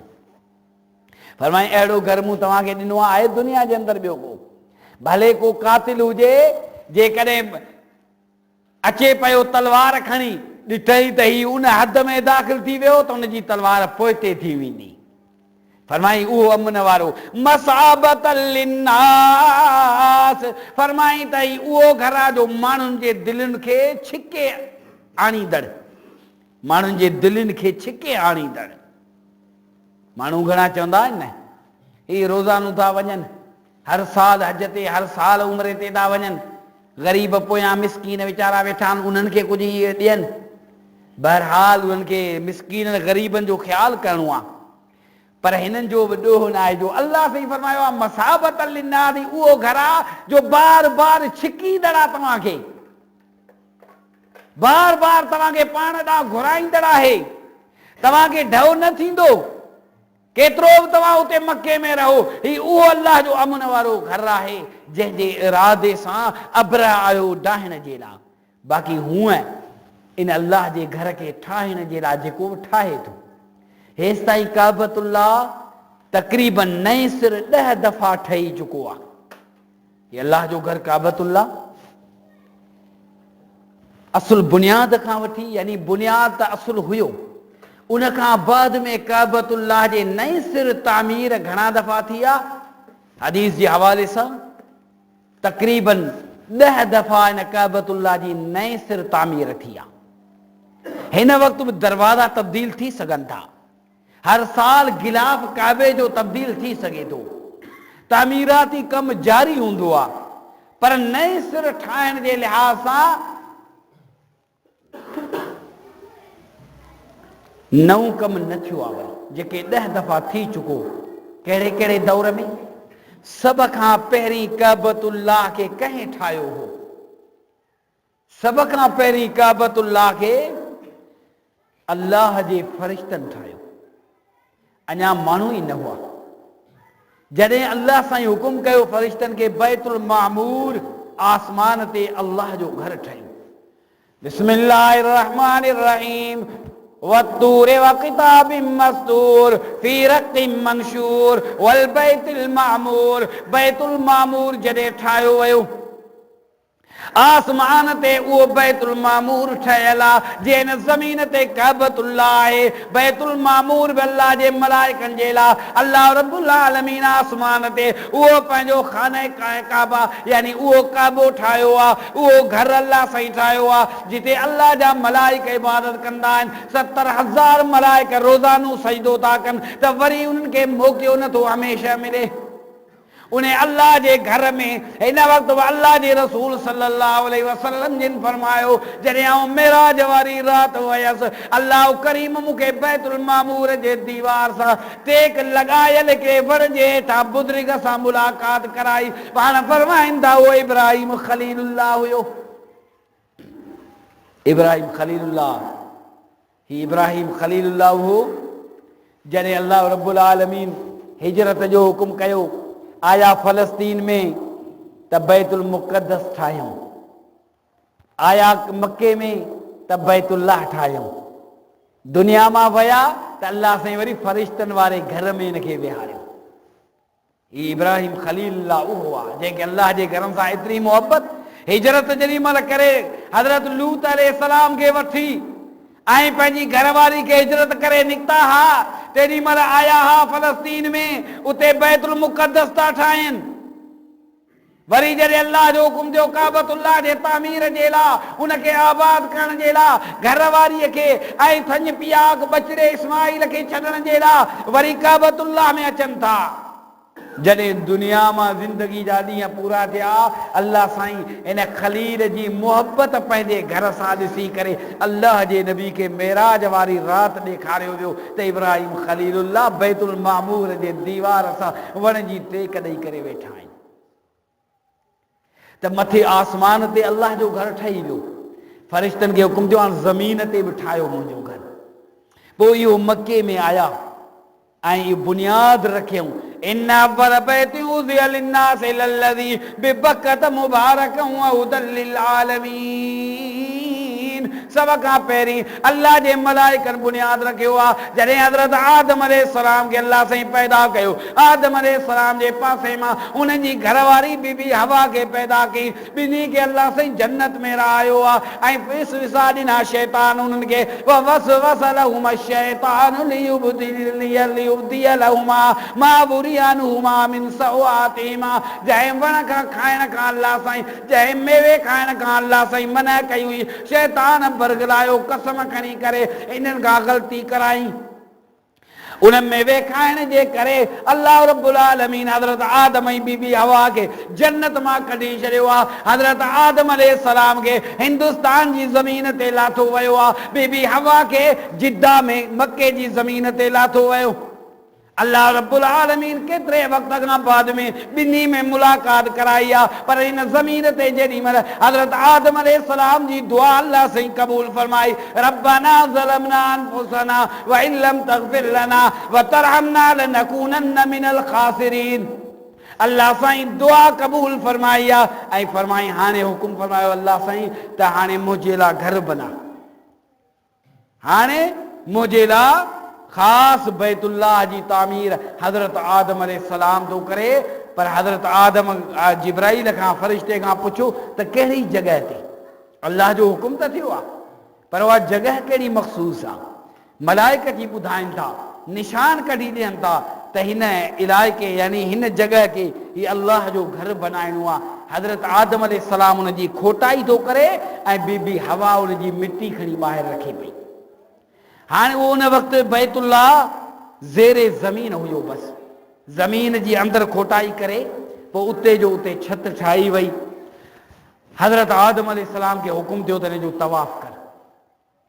हज़रत आदम अलैहिस्सलाम पोइ हुनजो तवाफ़ कयो, हीअ अल्लाह जो घर तयारु थियो। पोइ हज़रत आदम जो औलाद बि हुनजो तवाफ़ कंदो रहियो। कुझु वक़्त खां बाद में जॾहिं नूह अलैहिस्सलाम आयो, पोइ नूह अलैहिस्सलाम जी क़ौम ते अज़ाब आयो, उन में सारियूं शयूं बराबरि थी वियूं, ढही वियूं। पोइ नए सिरे न काबतुल्लाह खे वरी हज़रत नूह अलैहिस्सलाम तामीर कयो, मलाइकनि, पोइ आदम अलैहिस्सलाम, पोइ हज़रत नूह अलैहिस्सलाम हिन काबतुल्लाह खे नए सिर तामीर कयो ऐं हुनजो तवाफ़ कयो। हज़रत नूह अलैहिस्सलाम खां बाद में हज़रत इब्राहिम अलैहिस्सलाम खे हुकुम थियो त नए सिर काबतुल्लाह तामीर करे। हज़रत इब्राहिम और इस्माइल अलैहिमुस्सलाम काबतुल्लाह खे ठाहियो, तामीर ई कमु शुरू कयो, जंहिंजो ज़िक्र अल्लाह साईं सूरत बकर में बि कयो आहे, जंहिंजो ज़िक्र अल्लाह साईं सूरत हज में बि कयो आहे। बार बार हज़रत इब्राहिम जो ख़ुलूस ॾिसो। असांखे सम्झणु घुरिजे त जो अमल असां कयूं पिया अल्लाह जी रज़ा जे लाइ हुजे, बसि अल्लाह राज़ी थी वञे। निमाज़ पढ़ूं त अल्लाह असांजी निमाज़ क़बूल फरमा। क़ुरान करीम जी तिलावत कयूं, अल्लाह ये असांजी तिलावत क़बूल फरमा। जो अमल था कयूं, ख़ैरात कयूं, सदक़ात कयूं, अल्लाह तू क़बूल फरमा। जिहाद कयूं, अल्लाह तू क़बूल फरमा। ईअं न त मूं निमाज़ पढ़ी छॾी, क़ुरान पढ़ी छॾी, तिलावत करे छॾी, मूं दुआई यानी न घुरी उन जी मक़बूलियत जे लाइ, माना दिलि में मूं इरादो ई कोन कयो, कुझु कोन कयुमि, बसि मूं पंहिंजो फ़र्ज़ु पूरो करे छॾियो। न, उन फ़र्ज़ सां गॾु इहा बि दिलि में इरादो, दुआ लाज़मी रखणी आहे ज़ुबान सां या दिलि सां, अल्लाह क़बूल फरमा। छो त इन मां मिसाल ॾिसो न, हज़रत इब्राहिम अलैहिस्सलाम खे हज़रत इस्माइल पत्थर खणी पियो ॾे, हू काबतुल्लाह जे दीवारुनि खे ठाहींदो पियो वञे, छा पियो चवे? हथनि सां कमु पियो थिए, ज़ुबान सां छा पियो चवे? रब्बना तक़ब्बल मिन्ना इन्नका अंतस समीउल अलीम। रब्बना तक़ब्बल मिन्ना। काबतुल्लाह जी तामीर बि जारी आहे, दीवारुनि जो कम बि हली रहियो आहे, पर ज़ुबान सां ॿिन्ही जा अल्फाज़ इहे आहिनि, रब असांजा क़बूल फरमाइजा, ऐं रब असांजा क़बूल फरमाइजा। अल्लाह हुकुम बि तुंहिंजो मिलियो आहे पर क़बूल फरमाइजा। हुकुम बि तुंहिंजो आहे त काबतुल्लाह खे ठाहियो, हीउ हुकुम अल्लाह जो आहे, निमाज़ पढ़ो, पर इहा निमाज़ पढ़ी बि असां चऊं अल्लाह क़बूल फरमा, क़ुरान पढ़ूं अल्लाह सी क़बूल फरमा। इहो ख़ुलूस हुजे अल्लाह जे रज़ा जे लाइ, अल्लाह सां हर टाइम ते माण्हू दुआ घुरंदो रहे। हज़रत इब्राहिम अलैहिस्सलाम, इस्माइल अलैहिस्सलाम ॿई ॼणा काबतुल्लाह जे तामीर में आहिनि। जेॾी महिल हजरे असवद पत्थर रखण जी जॻह थी आहे, पत्थर कोन्हे को, हज़रत इब्राहिम अलैहिस्सलाम फरमाए थो इस्माइल पुट खे वञ को पत्थर खणी अच ऐं सुठो हुजे, ख़ूबसूरत हुजे, हिन जॻह ते लॻाइणो आहे। हज़रत इस्माइल वञे थो, तलाश कंदे कंदे लेट करे आयो आहे, वापसि मोटी आयो आहे त पत्थर ख़ूबसूरत सफ़ेद खीर खां वधीक लॻो पियो आहे। चवे थो बाबा मूं त पत्थर अञा आंदो कोन हो, ही ख़ूबसूरत पत्थर किथां आयो आहे? हज़रत इब्राहिम अलैहिस्सलाम फरमायो पुट तो लेट कई अल्लाह जे तरफ़ां मलाइक खणी आयो आहे। चवे थो इब्राहिम हिन पत्थर खे लॻाइण जॻह ते, उहो आहे हजरे असवद। अल्लाह जे रसूल सल्लल्लाहु अलैहि वसल्लम जन फरमायो हिन काबतुल्लाह जे ॿिनि कोननि ते ॿ पत्थर रखियल अथव जेके जन्नत जी याकूतनि मां याकूत अथव। पाण फरमायो हिकिड़ो रुकने यमानी, ॿियो हजरे असवद। पाण फरमाइनि था ही जन्नत जे याकूतनि मां ॿ याकूत आहिनि जिन खे अल्लाह साईं एतिरो त रोशन बनायो हो जे पोइ अल्लाह साईं दुनिया जे अंदरि हुनजी रोशनाई उझाए छॾी आहे। अगरि इहे अञा बि रोशन हुजनि हा, पाण फरमाइनि था त सॼी दुनिया रोशन ई रोशन हुजे हा। हे उहे पत्थर आहिनि, पर पूॼा इन्हनि पत्थरनि जी बि जाइज़ कान्हे का। असांजे मुल्क में जीअं न पत्थर जी पूॼा थींदी आहे, मुंडी पाती वेंदी आहे, ही पत्थर फिलाणो आहे, ही पत्थर नफ़ो ॾींदो, ही पत्थर नुक़सानु ॾींदो, ही पत्थर जेको आहे सो मालामाल करे छॾींदो, ही पत्थर आहे जेको नूरानी जो आहे, ही पत्थर आहे करबला जो आहे, ही पत्थर आहे फिलाणो। अगरि पत्थर नफ़ो नुक़सानु ॾियनि हा त इहे जेके काबतुल्लाह जे लॻल जन्नती पत्थर आहे, हिन खां वधीक दुनिया जो को पत्थर बि कोन्हे को। पर हज़रत उमर रज़ी अल्लाह अन्हु तवाफ़ कंदे कंदे जेॾी महिल हजरे असवद खे चुमनि था, फरमाइनि था इन्नी लअअलमु अन्नका हजर ला तनफउ वला तज़र, मूंखे ख़बर आहे ऐं हजरे असवद तूं पत्थर आहीं, तोमें न नफ़ो आहे न नुक़सानु आहे, तोखे इन करे चुमां थो जो मुंहिंजे मोहम्मद चुमियो आहे। तोमें नफ़ो नुक़सानु कोन्हे को, पर मुंहिंजे नबी मोहम्मद सल्लल्लाहु अलैहि वसल्लम तोखे चुमी ॾिनी आहे, तॾहिं आउं सुहिणे रसूल जे सुन्नत ते अमल थो कयां। हज़रत उमर रज़ी अल्लाह अन्हु सम्झाए विया त हज़रत इब्राहिम व इस्माइल अलैहिस्सलाम अल्लाह साईं उन्हनि जी महिनत खे क़बूल कयो। वत्तख़िज़ू मिन मक़ाम इब्राहिम मुसल्ला, फरमाई इब्राहिम जे बीहण वारी जॻह खे निमाज़ करे मुसल्ले जी जॻह वठिजो, यानी इन जॻह ते तव्हां बीह निमाज़ पढ़ाइजो, इन जॻह ते तव्हां नफ़िल अदा कजो, तव्हांजो इन क़दमनि जी पूॼा कान्हे का, इन क़दमनि जी इबादत कान्हे का, पर इन निशानीअ जे लाइ जो इब्राहिम ख़लीलुल्लाह जा क़दम आहिनि। अल्लाह से फरमाए थो क़यामत ताईं मूं इब्राहिम जूं निशानियूं मूंखे रखणियूं आहिनि, उन करे इन जॻह ते निमाज़ करे मुसलो बनाए रखो, उते निमाज़ पढ़ो। या यादि आहे इब्राहिम अलैहिस्सलाम, पूॼा हिते बि कान्हे करणी। इब्राहिम अगरि पूॼा हुजे हा जाइज़ कंहिंजे क़दमनि जी, त इब्राहिम जा क़दम अल्लाह साईं क़ुरान में बयानु कया आहिनि ऐं उहे सचा क़दम आहिनि, उन क़दमनि जा निशान सचा आहिनि, कूड़ा कोन्हनि, पर उन्हनि जी बि पूॼा जो हुकुम न आहे, उन में बि नफ़ो नुक़सानु न आहे, उन में बि बीमारियूं ख़तमु न थियूं थियनि, उन में बि को फ़ाइदो न, सिर्फ़ु यादगिरी लाइ अल्लाह साईं पंहिंजे ख़लील जे क़दमनि जा फरमायो त इन जॻह ते निमाज़ पढ़ो तव्हांजो मुंहिंजे ख़लील जी यादि हुजे, जीअं क़ुर्बानी मुंहिंजे ख़लील जी यादि आई निशानी आहे। सच्चा क़दम इब्राहिम ख़लीलुल्लाह जा, जंहिंजी तस्दीक क़ुरान पियो करे, जंहिंजी तस्दीक अल्लाह रहमान कई आहे, जंहिंजी तस्दीक मुहम्मद रसूलुल्लाह कई आहे, उन जी पूॼा जाइज़ कान्हे का। ऐं हिते वरी मौला अली जा क़दम हैदराबाद में, सैयदना अली रज़ी अल्लाह अन्हु पैदा थियो मके में, हिजरत करे मदीने में रहियो, मदीने में खां बाद में खिलाफत जे टाइम ते कूफे में रहियो। ये कदम हिन वक्त न मक्के में, न मदीने में, न कूफे में, न करबला में, न इराक में, न फलस्तीन में, न के अरबन जे मुल्क में अची हज़रत अली जा कदम हैदराबाद में रहा, जो वॾा चङा भला पढ़िया लिखिया जेके सो उन कदमनि खे चुमनि पिया, किरिया पिया आहिनि मुंहं भर उन्हनि ते। एतिरा जाहिल जो सच्चा कदम खलील इब्राहिम जा, उन्हनि जे पूजा जो बि हुकुम न आहे। ही कूड़ा कदम ठाहे हज़रत अली उल मुर्तज़ा, उन जा कदम कूड़ा लिखी दुनिया चरी थी वई आहे। मुंहिंजा मुसलमान भाइरो सोचो, हज़रत इब्राहिम अलैहिस्सलाम जे कदमनि वारी जॻह अॻे ख़ाली हूंदी। इहो पिंजरो तव्हां ॾिसंदा आहियो, हाजी बि ॾिसी आया न, ॿिया तस्वीर में ॾिसंदा आहिनि त काबतुल्लाह सां गॾु हिकु पिंजरो आहे सोनहरी कलर जो। इन में हज़रत इब्राहिम अलैहिस्सलाम जा कदमनि जा निशान आहिनि। इहो पिंजरो कंहिं ॾियारियो हो? इन कदमनि खे महफ़ूज़ कंहिं करायो? इहो आवाज़ कंहिं उथारियो हो? इन बिदअत पे थी इन जॻह ते, इते बि शिरक ते थियो, उनखे ख़तम कंहिं करायो? हिकु अल्लाह जो बानो अहले इल्म आलिम दीन, जंहिंजो लक़ब शेखुल अरब वल अजब। सऊदी कोन हो, अरब कोन हो, पाकिस्तानी हो, सूबे सिंध जो, न्यू सईदाबाद जो, शेखुल अरब वल अजम, रईसुल मुहद्दिसीन व सुल्तानुल मुहद्दिसीन, रईसुल मुहक्किकीन सुल्तानुल मुहद्दिसीन। ख़बर अथव शेखुल अरब वल अजम कंहिंजो लक़ब आहे?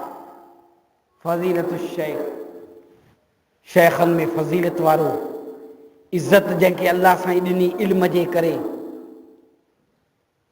सैयद बदियुद्दीन शाह रहमतुल्लाह अलैह, उन मेहनत करे आवाज़ उथारियो हो काबतुल्लाह में। फरमाइनि था, लिखनि था त जेॾी महिल मक़ाम इब्राहिम जा कदम ईअं ई हुआ, बार बार मुंहिंजी नज़र इन्हनि शयुनि ते हूंदी त मतां को बिदअत जो कमु न करे, शिरक जो कमु न करे। चवे थो अचानक मुंहिंजी नज़र पई त माण्हू एतिरा था अचनि, हथ था लाहिनि उन पथर ते, ऐं कुझु कोशिशि कंदा त दज़ खणी वञूं, कुझु कोशिशि कंदा त उन खे हथ लॻाईंदासीं त बरकत वारा थी वेंदासीं। साईं बदियुद्दीन शाह रहमतुल्लाह अलैह, अल्लाह से जन्नतुल फिरदौस नसीब करें। चवे थो उन वक़्तु मूं वक़्त जा उते जा इमाम बादशाह ताईं, वक़्त जो बादशाह, उन्हनि ताईं इहा ॻाल्हि मूं पहुचाई, आवाज़ उथारिम त हिनखे बंदि कयो वञे। हिते अचनि था माण्हू बिदअत था शुरू कनि ऐं शिरक करण जी कोशिशि पिया कनि। शाह साहब जे चवण जे करे फौरन हुकूमत ऐलान कयो ऐं इहो कमु करे ॾेखारियऊं त हिनखे पिंजरो ॾिनो वञे। पोइ हुनखे बंदि पिंजरे में कयो वियो। पोइ बि उन में जॻहियूं छॾियूं वयूं, कुझु सुराख हा। शाह साहब इन हवाले खे पंहिंजे वॾियूं तफ़ासीर में बि लिखियो आहे त पोइ जेॾी महिल उन्हनि सुराखनि मां बि असां ॾिठो त इंडोनेशिया जा कुझु माण्हू आहिनि, नौजवान औरतुनि जूं तस्वीरूं पिया उछलाइनि। फौरन चवे थो इहा ॻाल्हि बि असां हुकूमत ताईं पहुचाई त वरी ही ॿियो सिलसिलो शुरू कयो अथनि, औरतुनि जूं तस्वीरूं उछलाइनि पिया।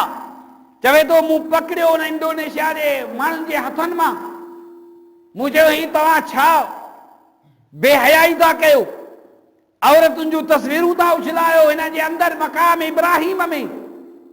पोइ हुननि ॿुधायो असांजो अक़ीदो आहे ही औरतूं असांखे नथियूं निकाह में मिलनि, इन जा रिश्ता नथा मिलनि, इन करे असां उछलायो पिया त हिन जे बरकत जे करे रिश्ता मिलनि। चवे थो फौरन वरी हुकूमत उनखे शीशो लॻाए छॾियो ऐं उहे सुराख बंदि कया विया। अॼु उहो मक़ाम इब्राहिमी महफ़ूज़ आहे।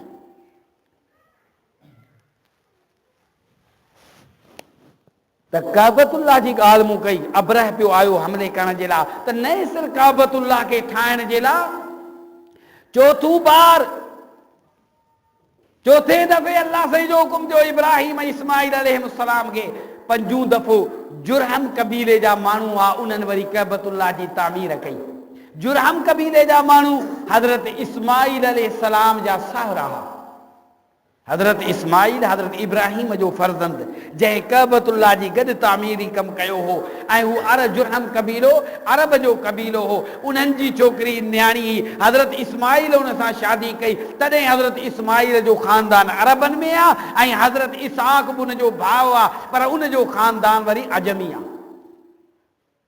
छो हज़रत इस्माइल अरबन मां शादी कई ऐं नबी करीम सल्लल्लाहु अलैहि वसल्लम जिन बि हज़रत इस्माइल जे ख़ानदान मां आहिनि।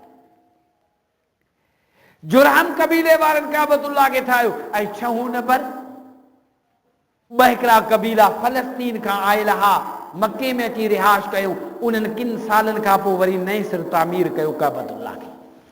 7 दफ़ो काबतुल्लाह खे अल्लाह जे नबी जो ॾाॾो अब्दुल मुत्तलिब उन जो पर ॾाॾो हो जंहिं काबतुल्लाह जी नई सिर तामीर कई। 8 नंबर काबतुल्लाह खे कुरैश वारनि ठाहियो। नबी करीम सल्लल्लाहु अलैहि वसल्लम जिन जी उम्र मुबारक तक़रीबन उन वक़्तु 35 साल हुई, अञा नबूअत कान मिली हुई। 35 साल हुई। पाण करीम सल्लल्लाहु अलैहि वसल्लम जिन बि उन तामीरी कम में हिसो वरितऊं। जॾहिं कुरैश वारनि पाण में मशवरो कयो, पाण फरमाइनि था अहले कुरैश मीटिंग कई, सभिनि खे घुरायो त असां काबतुल्लाह जे नई सिर तामीर कयूं, कमु करायूं था। काफ़ी वक़्तु थी वियो आहे, काबतुल्लाह खे डाहे करे नए सिर था तामीरी कमु कयूं। पाण फरमायूं उन वक़्तु इन्हनि खे मौक़ो मिली वियो। कीअं मौक़ो मिलियो? हिकिड़ी ॻाल्हि त काबतुल्लाह जे अंदरि जेको खज़ानो हो सोन जो ऐं कंहिं वक़्तु माण्हुनि जो रखियल मिल्कियत काबतुल्लाह जे अंदरि हूंदी हुई। उन खज़ाने जे ॿाहिरि मथां हिकु नाग वेठल हूंदो हो जेको कंहिंखे उन जे क़रीब न छॾींदो हो। पाण फरमाईंदा उन वक़्तु उहो नाग बि केॾां हटी वियो। कीअं हटियो? उहो काबतुल्लाह जे उन खज़ाने खां नाग निकिरी काबतुल्लाह जे दीवार ते आयो। पोइ हिकिड़ो पखी आयो उनखे खणी वियो। पाण फरमाईंदा कुरैश वारनि ॾिठो त हाणे ही खज़ानो बि कमु अची वेंदो काबतुल्लाह जे कम में, तामीरी कम में। हाणे इहो नाग बि वियो हलियो। नंबर 2 त अहम ख़ासि मिस्त्री यमन जो जेको वाढो हो ऐं मशहूरु वाढो जेको छित ठाहींदो काठ जी, अॼु उहो वाढो हिते आहे मके में आयल। ख़बर न आहे हुनजी ज़िंदगी केतिरी आहे। हीअ असांजो मौक़ो आहे त असां हिन काबतुल्लाह जी सुहिणी छित बनाइण जे लाइ इन खां इहो कमु वठूं। 3 नंबर त असां कंहिं सालनि ताईं पिया हलियासीं त असांखे काठ किथां मिले जेको रूम जो काठ मशहूरु आहे। उहो कीअं मिलंदो जो असां हिते हाणे काबतुल्लाह जी छित ठाहियूं। सो अल्लाह जे कुदरत सां तूफ़ान लॻो आहे दरिया में, समुंड में, ऐं उन्हनि जो रूमिन जो बेड़ो काठ सां भरियल। उहो जद्दा जे यानी बंदरगाह सां वञी लॻो आहे, उते बीही विया आहिनि। हाणे असां इहो काठ बि उन्हनि खां ख़रीद करे सघूं था। हाणे इहे सभु ॻाल्हियूं थी वियूं आहिनि। हाणे देरि न कयूं, काबतुल्लाह जी तामीरी कमु शुरू कयूं। ही अल्लाह जे नबी जी उमिरि मुबारक तक़रीबन 35 साल आहे। 5 साल नबूअत खां अॻु जी ॻाल्हि आहे। हाणे हिननि तयारी कई काबतुल्लाह खे ठाहिण लाइ, पर चयूं हाणे डाहे केरु? काबतुल्लाह जी अगरि हिकिड़े पथर खे किराईंदासीं त असांखे ख़ौफ़ आहे, असां ते अज़ाब न अचे। काफ़ी ॾींहं इंतज़ारु कंदे कंदे हिकु शख़्स चयो अहले कुरैश मां त सभ खां पहिरीं आऊं थो इहो कमु कयां। अॼु वञा थो काबतुल्लाह ते मथे ऐं उन जे पथर खे डाहियां थो छित खे ऐं उन मां हिकिड़ी सिर किराईंदुसि। पोइ आऊं लही थो अचां। सुभाणे ताईं इंतज़ारु कजो। अगरि बची वयसि सुभाणे ताईं त ठीकु आहे, माना अल्लाह खे इहा पसंदि ॻाल्हि आहे त भले नए सिर कमु थिए। जे न बचियसि हलाक थी वियसि त पोइ सम्झो त अल्लाह साईं खे नापसंदि ॻाल्हि आहे जो मुंहिंजे काबतुल्लाह जी वरी नए सिर तामीर कनि। पोइ ईअं कयईं। ॿिए ॾींहुं ख़ुशि थी करे आयो काबतुल्लाह में। चई मूंखे त कुझु बि न आहे, बिल्कुलु मुंहिंजी दिलि ख़ुशि आहे। पोइ काबतुल्लाह जे दीवारुनि खे डाहिणु शुरू कयूं। वरी नए सिर तामीरी कमु शुरू थियो। अहिड़े ई नमूने सां पर पाण फरमाईंदा अल्लाह जा नबी सल्लल्लाहु अलैहि वसल्लम फरमाईंदा मूंखे यादि आहे इन अहले कुरैश वारनि, छा कुरैश वारनि कवाइद इब्राहिम खां हिकिड़े पासे जुदा करे छॾियो अथनि। पाण फरमायूं जंहिं पासे रुकने यमानी हजरे अस्वद आहे इहो त हज़रत इब्राहिम जे बुनियादनि ते आहे। बाक़ी ॿिए पासे हतीम छॾियल जॻह आहे, इहा उन्हनि पंहिंजे बुनियाद खां ख़तमु करे छो छॾी आहे? पाण फरमाइनि था अगरि मुंहिंजो वस पुॼे हा त आऊं उनखे बि काबतुल्लाह में दाख़िल करे छॾिया हा अंदरि, जेको हतीम वारो बनोड़ो ॾिनल आहे, ख़ाली जॻह आहे। पाण फरमाइनि था इहो हज़रत इब्राहिम जा क़वाइद रखियल बुनियाद हो, पर हिननि कुरैश वारनि मटाए छॾियो। पाण फरमाइनि था हिननि हिकिड़ो दरवाज़ो कयो आहे, अगरि मूंखे हक़ हुजे हा, यानी मूंखे ताक़त हुजे हा त आऊं काबतुल्लाह जा 2 दरवाज़ा कया हा, हिकिड़ो अचण वारो, ॿियो वञण वारो। पाण फरमाइनि था ज़मीन जे बराबरि कया हा, पर हिननि कुरैश वारनि काबतुल्लाह जो दरवाज़ो एतिरो त मथे रखियो। पाण फरमाइनि था इन में बि हिननि जे दिलि में कुझु बुग़्ज़ हुयो। छा हुयो बुग़्ज़? त जंहिंखे असां इजाज़त ॾियूं हथ सां हेठि काबतुल्लाह में दरवाज़े खां लाहींदासीं त हू वेंदो अंदरि, जे न त पाण किरी पवंदो, हलाक थी वेंदो। जंहिं मां ख़ुशि हूंदा हथ सां दरवाज़े मां लाहींदा, जंहिं मां न त उहो पाण ई किरंदो, हलाक थी वेंदो।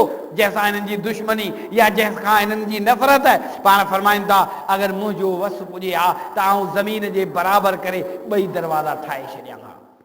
बुखारी शरीफ़ जी हदीस आहे, जेॾी महिल मको पाक फतह थियो हो त अल्लाह जे नबी अम्मा आशा सिद्दीक़ा खे वठी पाण फरमायो आशा ऐं तोखे हीअ जॻहियूं ॾेखारे थो छॾियां जेको हज़रत इब्राहिम जा क़वाइद बुनियाद रखियल हा, उहो हीअ जॻह अथई, हीअ जॻह अथई। मुंहिंजो इरादो आहे त 2 दरवाज़ा उन जा ठाहियां हा। पाण फरमाइनि था मुंहिंजो इरादो ही हो, हज़रत इब्राहिम जे क़वाइद ते ठाहियां, पर कुरैश वारनि कुझु उनखे बुनियाद खां थोरो हटाए छॾियो आहे।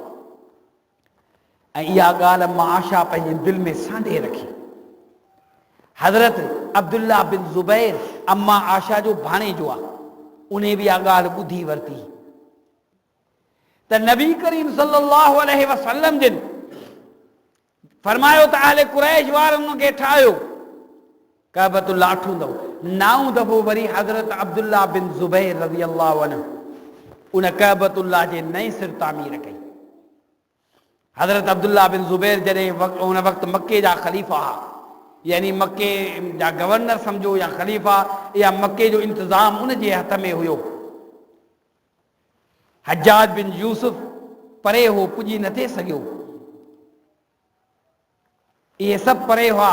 उन वक़्तु हज़रत अब्दुल्ला बिन ज़ुबैर रज़ियल्लाहु अन्हुमा मके ते क़ाबिज़ हा, यानी उन जो इंतज़ाम हज़रत अब्दुल्ला बिन ज़ुबैर जे हथ में हो। हू उन जा दुश्मन हा, पर हुते नथा पहुची सघनि। ऐं काबतुल्लाह जे हिक हिसे खे बाहि लॻी वई हुई, छो त पूरो काठ जो ठहियल हो, छित काठ जी ठहियल हुई। पोइ कंहिं ग़लतीअ जे करे बाहि जो लॻी त हिकिड़ो पूरो पासो काबतुल्लाह जो सड़ी वियो, बाक़ी हिकिड़ो पासो बचियो।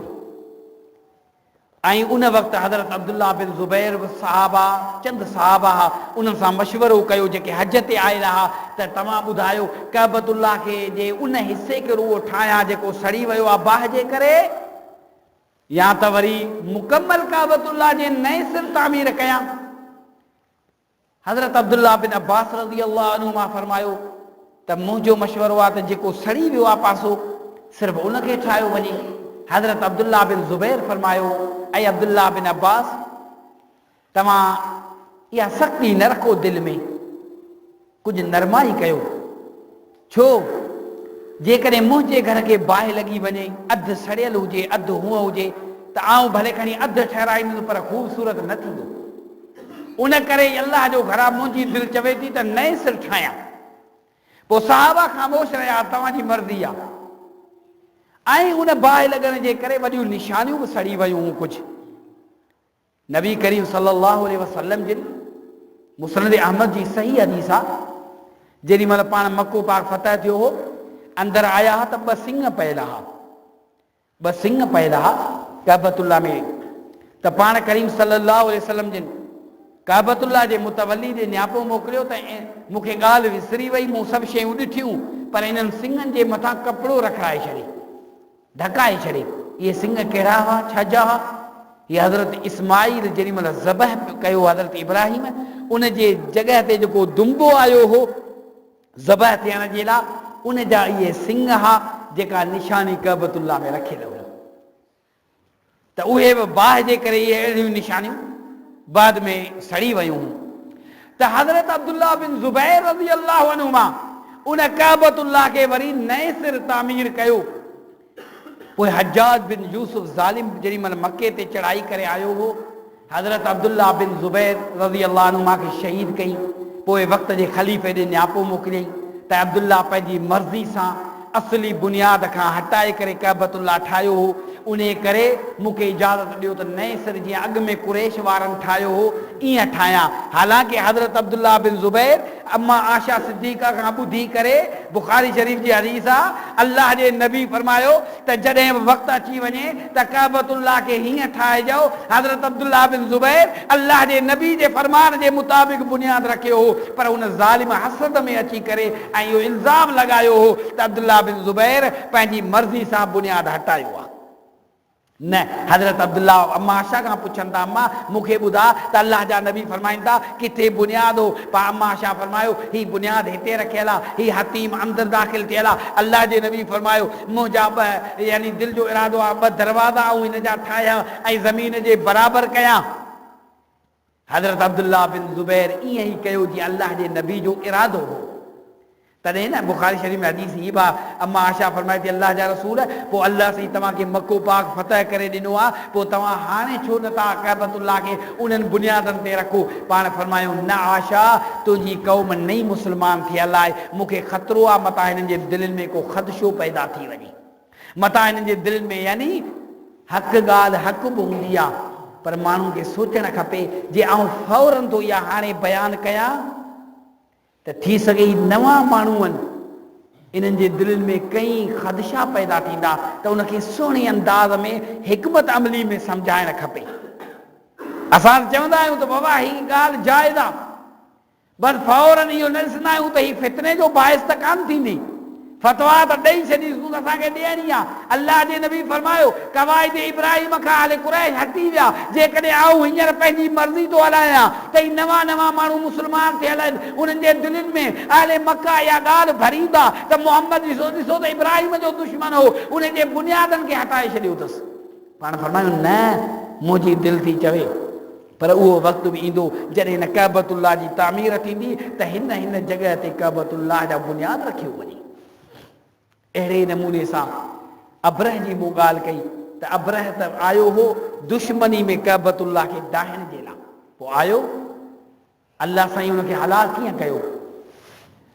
पहिरीं मूं मिसाल मच्छर जो ॾिनो आहे, इन अल्लाह ला यस्तही अन यज़रिब मसलन मा बऊदतन फमा फौकहा।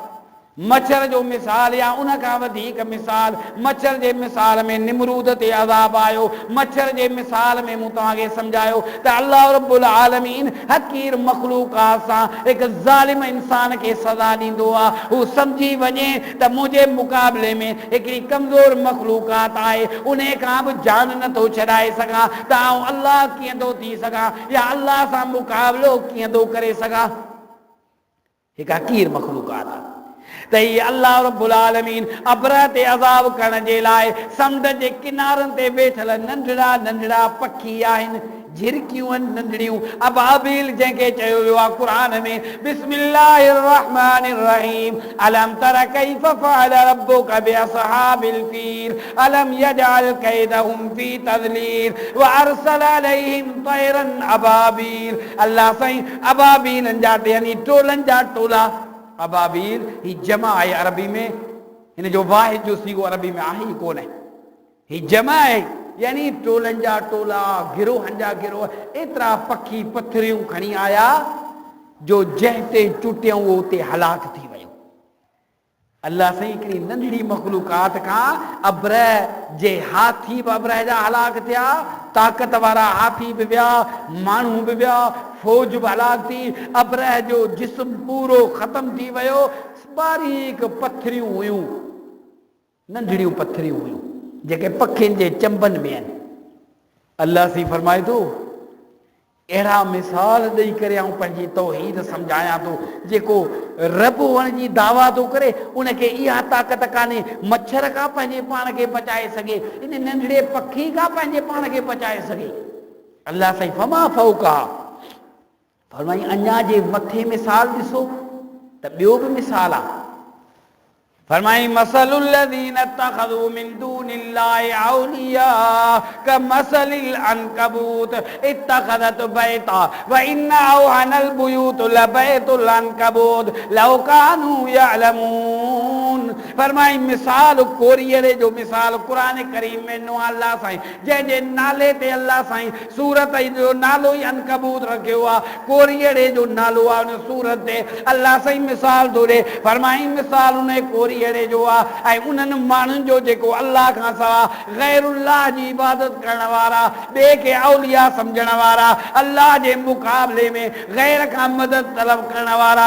फरमाई उन्हनि जो मिसाल कोरियरे जो मिसाल आहे जेतिरे क़दुरु कोरियरो कमज़ोर मखलूकात आ। अल्लाह से फरमाए थो काइनात जे अंदर मुंहिंजे मुक़ाबले में अगरि नबी खे आंदो वञे त उहो नबी कोरियरे खां बि मुंहिंजे मुक़ाबले में कमज़ोर आहे। जेकॾहिं औलिया खे आंदो वेंदो उहो बि कमज़ोर आहे। जेकॾहिं कंहिं बि वली खे आंदो वञे, इंसान हुजे, जिन हुजे, मलाइक हुजे, केरु बि हुजे, फरमाई उनजो मिसाल कोरियर जो मिसाल आहे त हिकु मखलूक आहे, मखलूकात कोरियरो कमज़ोर आहे। अल्लाह जे मुक़ाबले में इहे सभु कमजोर थवे।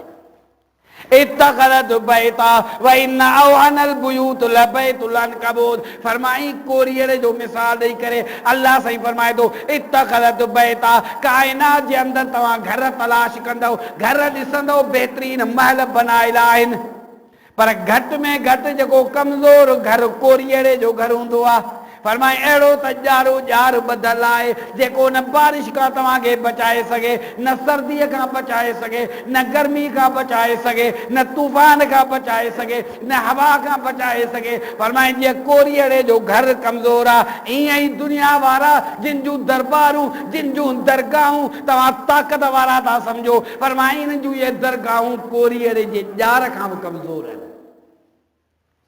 तव्हां अल्लाह जे मुक़ाबले में जिनके अल्लाह जे सां मुक़ाबले में बिहारियो आहे, जेके चओ था दाता बि आहिनि, मुश्किल कुशा आहिनि, मालिक बि आहिनि, वरी नओं मालिक साईं नालो बि अहिड़ो रखियो वियो, अचानक जेली कूड़ो वली ठाहे मालिक ॾिनो। हाणे त मालिक ॾिनू न, हाणे साईं मालिक, हुन में वरी माना में हुते त मालिक ॾिनो आहे पोइ बि, पर न हाणे ॾिनू कढे छॾियऊं, हाणे मालिक माना अखियुनि जो मुअल कबर जे अंदरि दफ़न थियल, ऑपरेशन पियो करे, अखियूं पियूं मिलनि, ॿोड़नि खे कन पिया मिलनि, मंडनि खे पेर पिया मिलनि। अहिड़ा ज़ालिम बदबख्त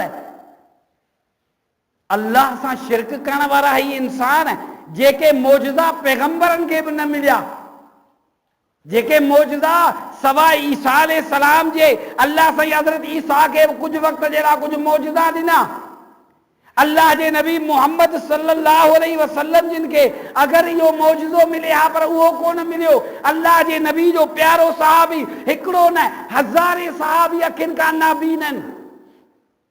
अल्लाह जे नबी का इजाज़त था वठनि निमाज़ जे लाइ, या रसूल अल्लाह असांखे इजाज़त ॾियो, ईशा निमाज़ फजर असां घर में पढ़ूं, राति जो टाइम आहे, रस्ते में जानवर आहिनि, खॾा खूबा आहिनि, असांखे तकलीफ़ थी थिए, पाण इजाज़त ॾियनि था, वरी फरमाइनि था ॿुधायो आज़ान ॿुधण में अचेव थी? हा अल्लाह जा रसूल आज़ान त अचे थी। पाण फरमायो पोइ कहिड़ी बि सूरत में मस्जिद में तव्हांखे अचिणो आहे, ईअं न फरमायो तव्हांखे भला अखियूं थो ॾियां।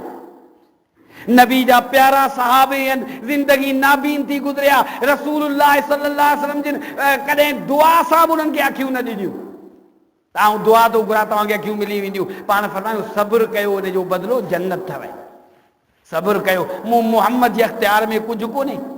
ही अहिड़ा ज़ालिम बदबख्त मुशरिक पलीद जिन पैगंबरनि खे बि मौजूदा न मिलिया, ही क़ब्र वारो सभु कुझु सवालनि जा जवाब पियो ॾे ऐं बीमारनि खे शिफ़ा पियो ॾे। ज़ालिमनि खे चओ उहो माण्हू त ॾेखारियो जंहिंखे शिफ़ा मिली आहे।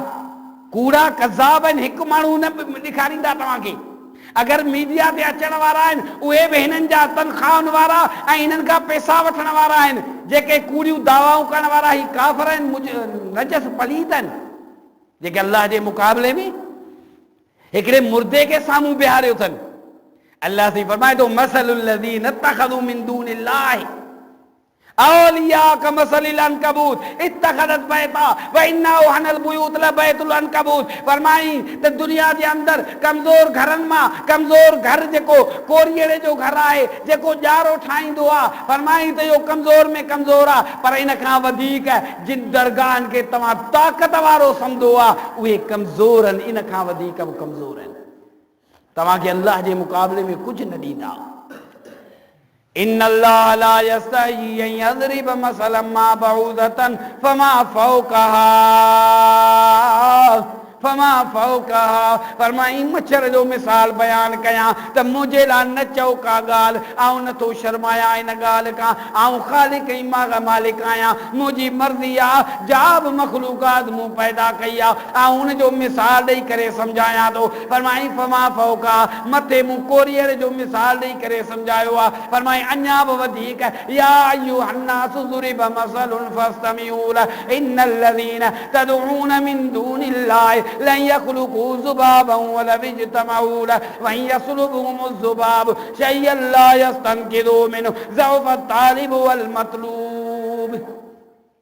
सूरत हज में फरमाई आखिरी रुकू जी पहिरीं आयत आहे। फरमाई ऐ इंसानो तव्हां जे लाइ मिसाल थो बयान कयां, मख जो मिसाल आहे। पाण फरमाईंदा उहा मख हिकिड़ी मख दुनिया जा सभई गॾु थियनि जिन खे पुकारियो वञे पियो, जेके अल्लाह जे मुक़ाबले में तव्हां खड़ा कया आहिनि त ही शिफ़ा ॾियण वारा आहिनि, ही अखियुनि ॾियण वारा आहिनि, ही कननि ॾियण वारा आहिनि, ही औलाद ॾियण वारा आहिनि, ही बीमारियूं ख़तमु करण वारा आहिनि। अल्लाह सही फरमाए थो सारे जा सारा काइनात जा गॾु थी वञनि। फरमाई वलौ इज्तमऊ लह, हिकिड़ी मख पैदा करे ॾेखारी न।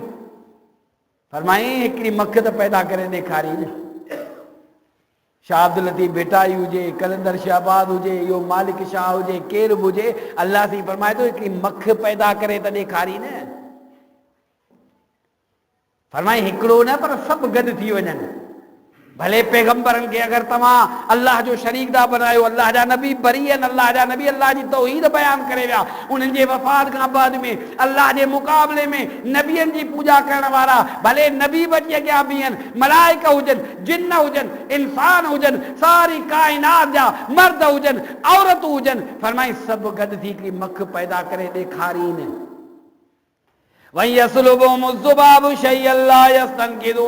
फरमाई मख पैदा करण त परे आहे, मख पैदा करण त परे आहे, पर जेकॾहिं का मख का उन्हनि जे खाधे मां शइ खणी वञे उहा वापसि करे ॾेखारी। मख जेका शइ खणी वञे उहा वापसि नथा करे सघनि, हीअ वरी अखियूं पिया ॾियनि, हीअ ऑपरेशन पिया कनि, हीअ बीमारियूं था ख़तमु कनि। केतिरे क़दुरु इंसान बेअकुल थी चुको आहे। अल्लाह बि फरमाए थो इहे तव्हां जूं दवाऊं पंहिंजी जॻह ते, पर मख मां यानी मख का शइ खणी वञो आहे वापसि त करे ॾेखारी। फरमाई ज़ौफ़ तालिब वल मतलूब, तालिब कमज़ोर मतलूब कमज़ोर। इहे क़बरुनि वारा हुजनि या ज़िंदा हुजनि, अल्लाह जी मख़लूक बि उहा कमज़ोर ऐं जेके घुरण वारा आहिनि इहे बि कमज़ोर आहिनि। त अल्लाह साईं मिसाल ॾिना आहिनि। टाइम काफ़ी थी वियो आहे, जुमे जो ख़ुतबो आहे, इन करे हीअ मौज़ू हिकु तवील आहे, हिन जे लाइ ज़्यादा में ज़्यादा टाइम खपे। हा, छो त अञा त पूरी आयत आहे, उहो त सिर्फ़ु बाऊज़ मच्छर जो मिसाल बयानु कयो आहे।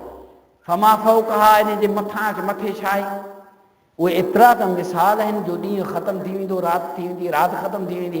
छो त हिन में मख अल्लाह साईं मच्छर जो मिसाल ॾेई करे सम्झायो आहे। उन खां पोइ फरमाई फमा फौकहा, अञा का मथे शइ कोरीअड़े जो मिसाल आहे, उन खां अञा मथे का शइ मख जो मिसाल आहे, वरी उन खां बाद में माखी जो मिसाल आहे। जीअं मख जे मिसाल में बि हिकु तौहीद जी ॻाल्हि आख़िर में आउं सम्झाईंदो वञा।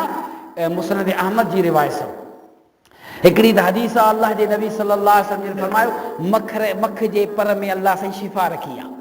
हदीस आहे अल्लाह जे नबी जी, इहा मख जे कॾहिं किरी पवे खाधे में त उनखे ईअं टुंबी ॾियारे पोइ ॿाहिरि कढी उछलाए छॾियो ऐं खाधो खाओ।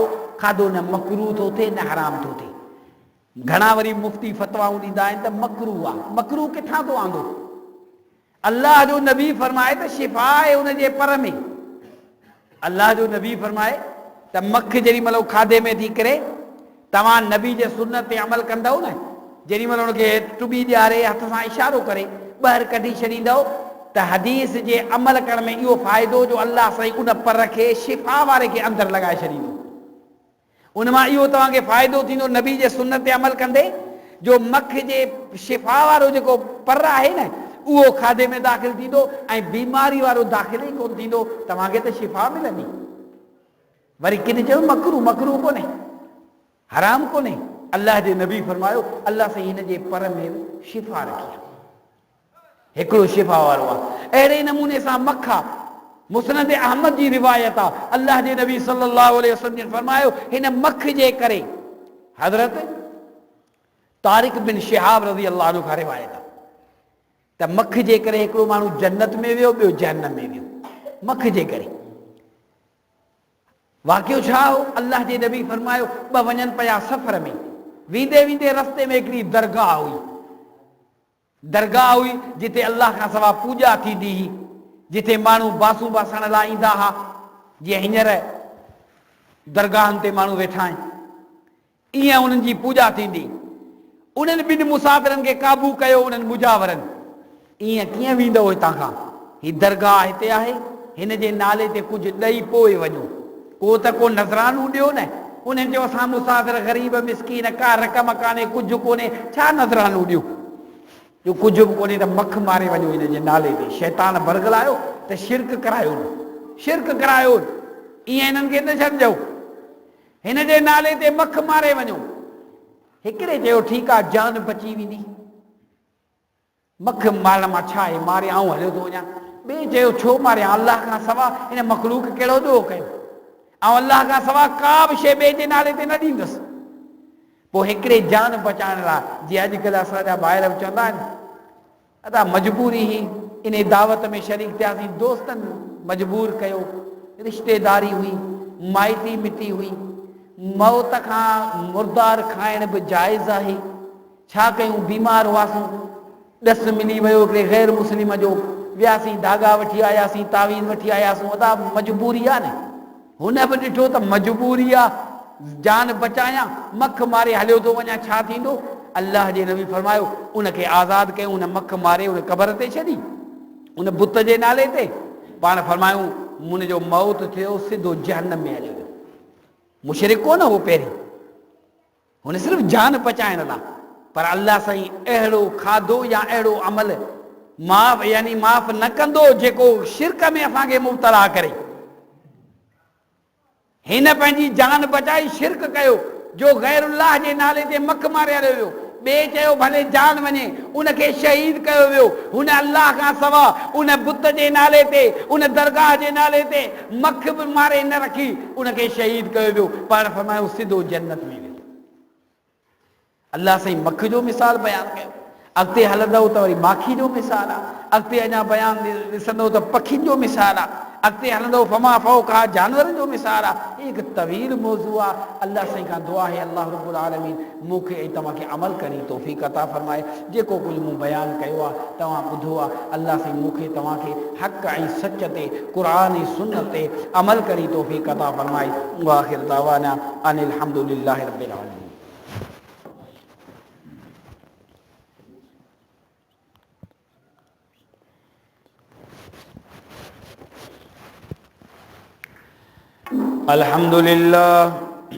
अल्हम्दुलिल्लाह रब्बिल आलमीन वस्सलातु वस्सलामु अला रसूलिहिल अमीन। अल्लाहुम्मा सल्लि अला मुहम्मदिन व अला आलि मुहम्मद।